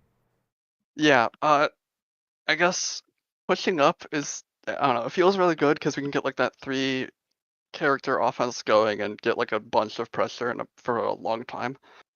So I've been kind of adding that to my playstyle over the past like 3 months or so, and I've put like a lot of effort into trying to not get punished for it. And yeah, like I think the biggest thing that went wrong game 1 is I need really, it takes a lot of focus and effort to be up there, and there's the full empty field behind you, and you can't mess up once. Otherwise, that's a barrier or a goal. So, game 1, getting into things, don't think I was fully locked in yet, but after that, I had the warm up, got warm, started cooking. And Yunaka, Ultra Dre. That last game was Dash punch. yeah. You want to talk about it? Dash punch. Thank you. No, but actually, my teammates are so goated. Like, in any situation, I have 2 things in my head: do I dash punch here, or do I back pass here? Back passing is so crazy. I love it so much. I back pass my team, and they win the game for me. It's awesome. Yeah, you're the goat, Trey. Couldn't do without you guys. Couldn't do it without you. Cute. We make a good team. Oh yeah. Well, I gotta thank you once again for the decisive win because it means that I can go to sleep before 1 a.m. Eastern. And any shout outs you want to do, just like one at a time. I mean, I'd like to shout out Zach Smack and Grimella, who have coached us a lot. Grimella just coached us 2 days ago, and I mean, we went from losing against Get Me a Goal in last week's finale matches to beating them twice. So the Grimella coaching was quite helpful. Also, shout out to the other members of our team. Smags unfortunately couldn't be here today. She's at a wedding in the middle of nowhere. But our teammates have been so helpful in helping us prepare, helping us scrim, helping be a really wonderful influence on the team. So shout out to them as well. Mm-hmm. Shout out to Blah Blah, my goat. So real, that guy's amazing. Like, all of his tips are just so good. That guy brawls. He's a brawler. Mm-hmm. Very good one, and very good coach too. Incredible coach. Oh yeah, it was pointed out in chat earlier that. Wait a second, this Yunaka player plays exactly like we. Wait a second. Yeah, literally. Hmm. Win from the best. Yeah. All right. Well, I guess that's it. So thank you everyone for watching and playing in another season of ISS. See you next time, and I guess see you for Starcade tomorrow, where hopefully people will have fun as they battle against the super team of Liari, Lilybun, and the L's, and the 3 million NASA players who have S in their name. And anyway, thanks for watching. Congratulations, Cutie Patooties. See you tomorrow. Thank you. Thank you for putting on this tournament. It was a lot of fun. Oh yeah. GG's.